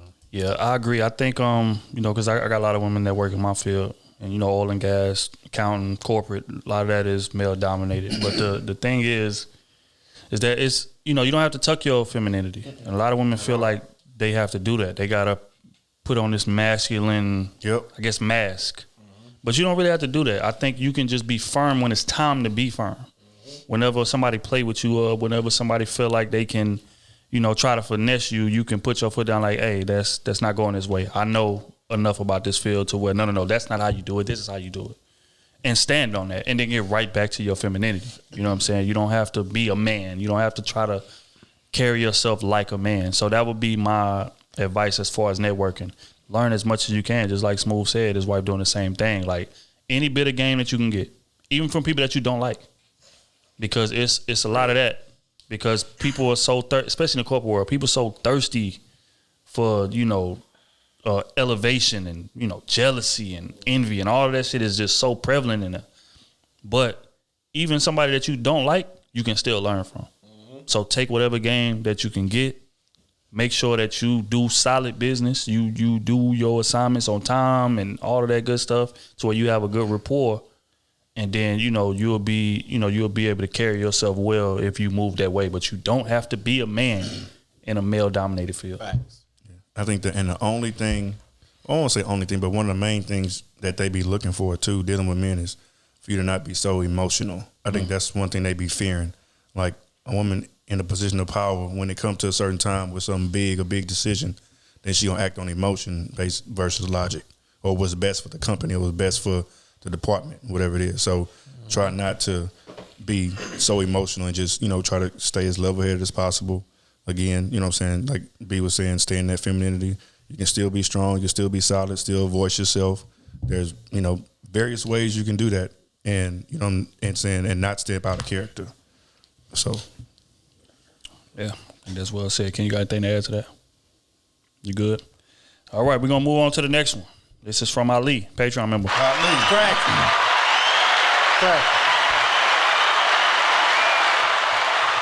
All right, bro, say what up. Y'all know anonymous shit. This Ali and my homegirl, Brianna. She wanted to chime in on my question because she broke and can't get a Patreon.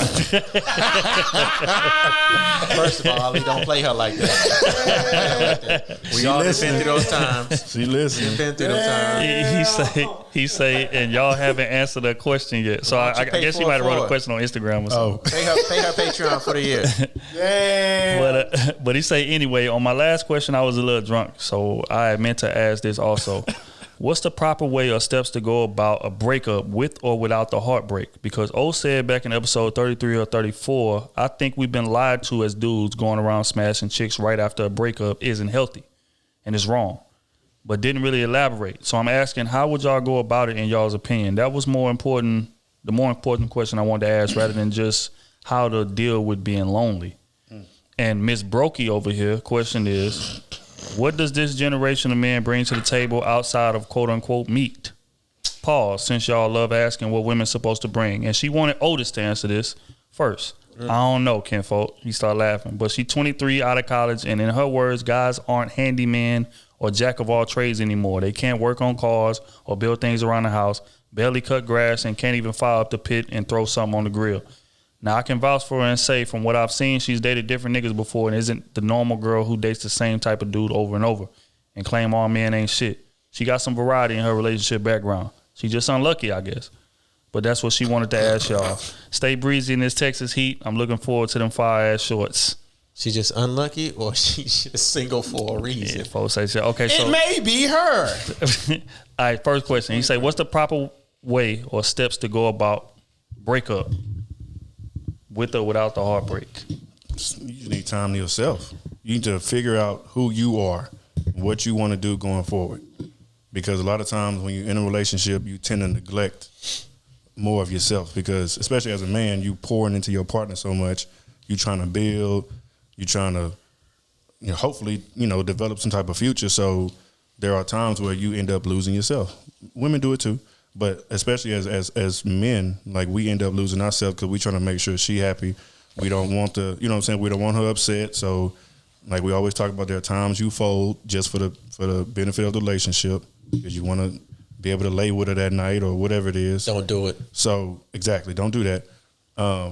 But definitely, when you break up with somebody, you need more time to yourself. Like, growing up, you was always taught to hit as many women, whatever, get out there.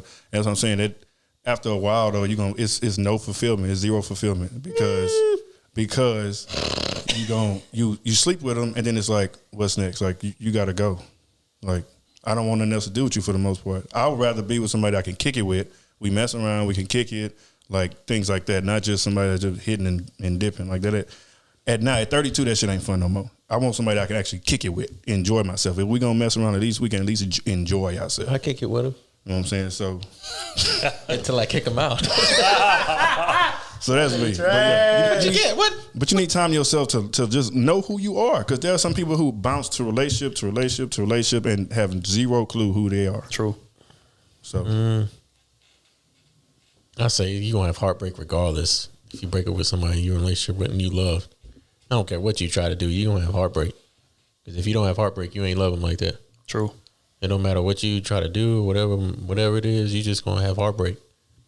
Now, whatever you decide to do to cope with being yourself, coming back to normal, being yourself, that's your decision. But yeah, I don't know. Me and Otis on different sides about sleeping with different women or doing whatever.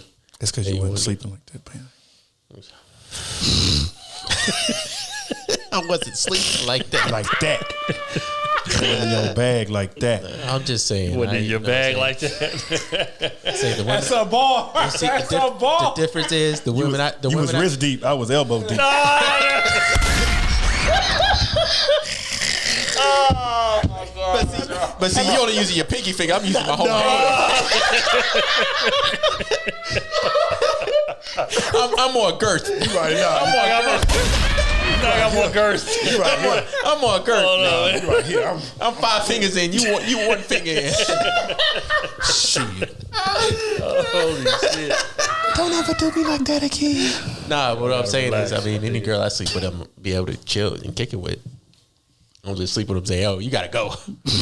Get your ass up out of here. I got work in the morning. What's next? Come to my place. Okay, cool. Let's check it. We don't watch some Netflix. You know, we might fuck. And after that, hey, cool. We have a conversation. And then she going to go by her way and I'm going to go by mine. That's normally how it goes. Mm-hmm. I ain't trying to fall in love with nobody. I know I just want to fuck. That's all it was. See what Otis likes to do. No. Don't put this on me. Otis like to give up grapes. I need you to move in with me. Nope. I need you to stay here. I love you, baby. I can cook gumbo. I can do whatever you need. I just need somebody to love. How fast you got All married? you need How fast is you got married, Kitty? someone who cares. How fast you got married, Kitty? Someone to love you. Yeah, whatever that. I got married 3 months. And no, it was six. You was in 6 love. months. I wasn't It was in 6 love. months. I ain't 6 months. No. It was 6 months. I got married.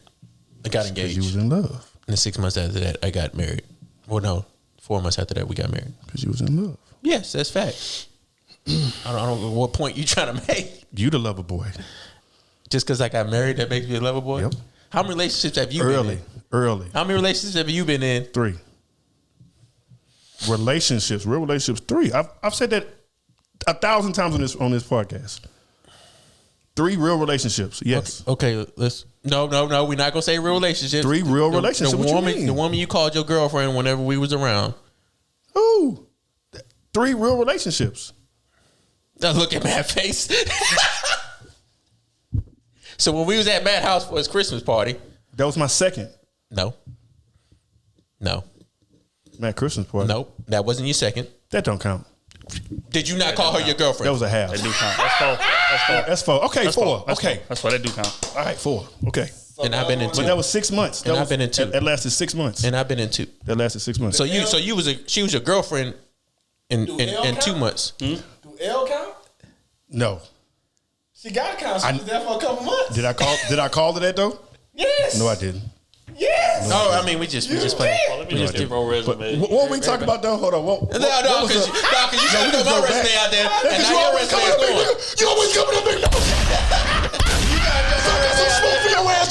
Trying to throw my resume out there. And what I did, I had 1 relationship, and then I got married to the second one. That's cool. That's 2 in my whole life. That's good. Okay. I got a lot of playing time though. 3. Okay.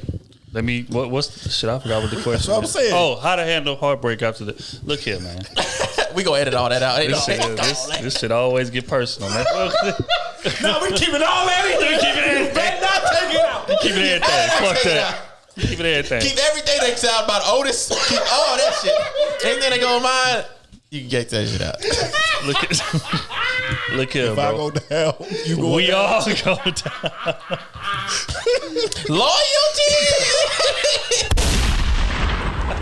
Y'all niggas got I wish relax. we could keep these side jokes. Dog. Oh man, if they do. Oh, if only they knew, dog. Okay, look here, man. What you should be doing on the breakup, folks. You need to be. First off, it's gonna take another woman for you to get that woman off your mind. So you do need to be hitting women. That would be my advice. But you need to be hitting women that could potentially be something. You know what I'm saying? Don't be out here just hitting chicks that's just broke, living on couches, sleeping on floors, shit like that. You don't want to fuck up your resume. Because your resume is very important as well. Because, you know what I'm saying, you want to advertise yourself to other women. But if you sleeping with chicks that stay on the floor, more than likely, her friends just ain't shit either. So you ain't really getting a good advertisement. But if you hitting chicks that have some substance, you getting advertised. You know what I'm saying? So you can typically work your way. But you need to be focusing on yourself, learning yourself. You know what I'm saying? Getting into a situation where it's like, you know, hold on, what's y'all name? No, go ahead, my bad. See, y'all got to relax. But my bad. But yeah, like I was saying, bro, you need to focus on yourself, study the game tapes, learn what you did wrong in these relationships. Like really genuinely take time for yourself. And then correct your mistakes to where when you go into the next relationship, you're gonna be more equipped to handle it. So that would be my advice on dealing with heartbreak. Really quick. Kenny, you said Christmas party. You meant New Year's, right? New Year's, whatever it was. So if that's the case, no. We edited it all out, bro. Nope. It's over. If that's the case, no. If you were talking about tea, then yes. The other one, what you were talking about, no. For New Year's, no. Did she not introduce herself as girlfriend? At B, yes or no? Did Otis introduce myself? What did Otis say? I didn't say that. He didn't say nothing. Thank you. Think about my birthday party. Think about my birthday party at the alley. How awkward that whole time was. I wasn't there. I was. Yeah, you was. Exactly. Speaking of, we need to go bowling again, man. But still, it don't matter. That was a relationship. She said that you did not check her on it. It was my girlfriend. You didn't introduce her. She knew that. She knew that. 100%. I can guarantee. Her friends didn't know that. Obviously. I'm Otis. I'm that nigga. But anyway, no. Hey, no, Otis. We know who you are. Second part of the question. We know who you are. She say, what does this generation of men bring to the table outside of meat? That's his homegirl question. Name? That's his homegirl question. Do we have to name? How long she got? How much time she got? You know what I'm saying? Like everything. What? Niggas brought life to you. To everything that you want to do. Niggas brought life to that. It ain't our fault you choosing the wrong. Oh, wait. She wanted Otis to answer this question first. Oh, yeah, she did. She did want her to answer that. So, Otis. Yes, she did. What do men bring to the table aside from B meat? Would say, aside from cock. Meat, and more meat. Can't speak meat, and more. Down, meat, throat, and back. Arby's. We got the meat. Hillshire Farm. Go big. Oh my God. We get everybody freaked up. Damn. Men bring, I mean, I can't speak for all men, but for the good quality men, I mean, it's loyalty, it's going to be patience, it's going to be kindness, it's going to be a counselor, it's going to be an ear for you, it's going to be a provider, a protector, it's going to be like whatever you want them to be. Like, I feel like a lot of men will bend a lot in their relationships to please their partner. Fact. So, you know, you may have an idea of what you may want him to be, and he may not have those qualities, but at the same time, if you're looking for certain things, if he cares about you enough and loves you enough, like, he will adapt. He's still going to be him, but he's still going to adapt. So, I mean, it's like an endless list. I don't know, because I feel like a lot of good men are just well equipped. And it's like we don't necessarily have a flaw in their game. I mean, yeah, all men aren't gonna know how to build a house. Okay, cool. That's not a lot of men. Like, but a lot of women for sure can't cook. That's a fact. So I mean that and you can't judge that. That's two different things. A lot of men now are cooking. A lot of men now do know how to clean the house. A lot of men are responsible. Like times are changing. Just like women are evolving, a lot of men are evolving too. Like a lot of men bring a lot to the table too. And I think when you date somebody with some quality and some substance, then you'll see that. Well said. I don't really have anything to add to that. I think bro covered that pretty well. And on that note, we are gonna wrap this thing on up. Y'all boys, shout out to our social medias and things of that nature. SMUV__. Y'all be watching out for the new merch coming. We got a lot of shit coming. Goddamn. Hey, these tees y'all see, they will be available tomorrow. Goddamn me. Well, the day of. By the time y'all see this, they're gonna be available. So_fitness. Follow me on all platforms. Shout out to my brothers S5 Podcast, PJ. Also, still taking clients. Y'all better hurry up because I might have a full-time job offer coming. So y'all better hurry up and lock it with me soon. I'm still gonna be at the gym. It's gonna be in most cities. So lock in with me. Just DM me and we can talk about it. KT_Goodrich. Make sure you tag #Krew Season in every post you see of ours on Instagram, Twitter. If you follow us on YouTube or subscribe to us on YouTube, follow us on Instagram. Follow us on TikTok. We got 19,000 subscribers on YouTube, so we need that on Instagram. Facts. Just show your support everywhere we got it. And we really appreciate it. It's free. Facts. You ain't even got to watch us all the time on Instagram. Just follow us because I know at least half of that subscribers is on Instagram. So do that. And yeah, that's all I got. D-Trill-AC everywhere. Y'all know what time it is. Goddamn, follow me everywhere. Follow the Krew Season page. Shout out to our Patreon members.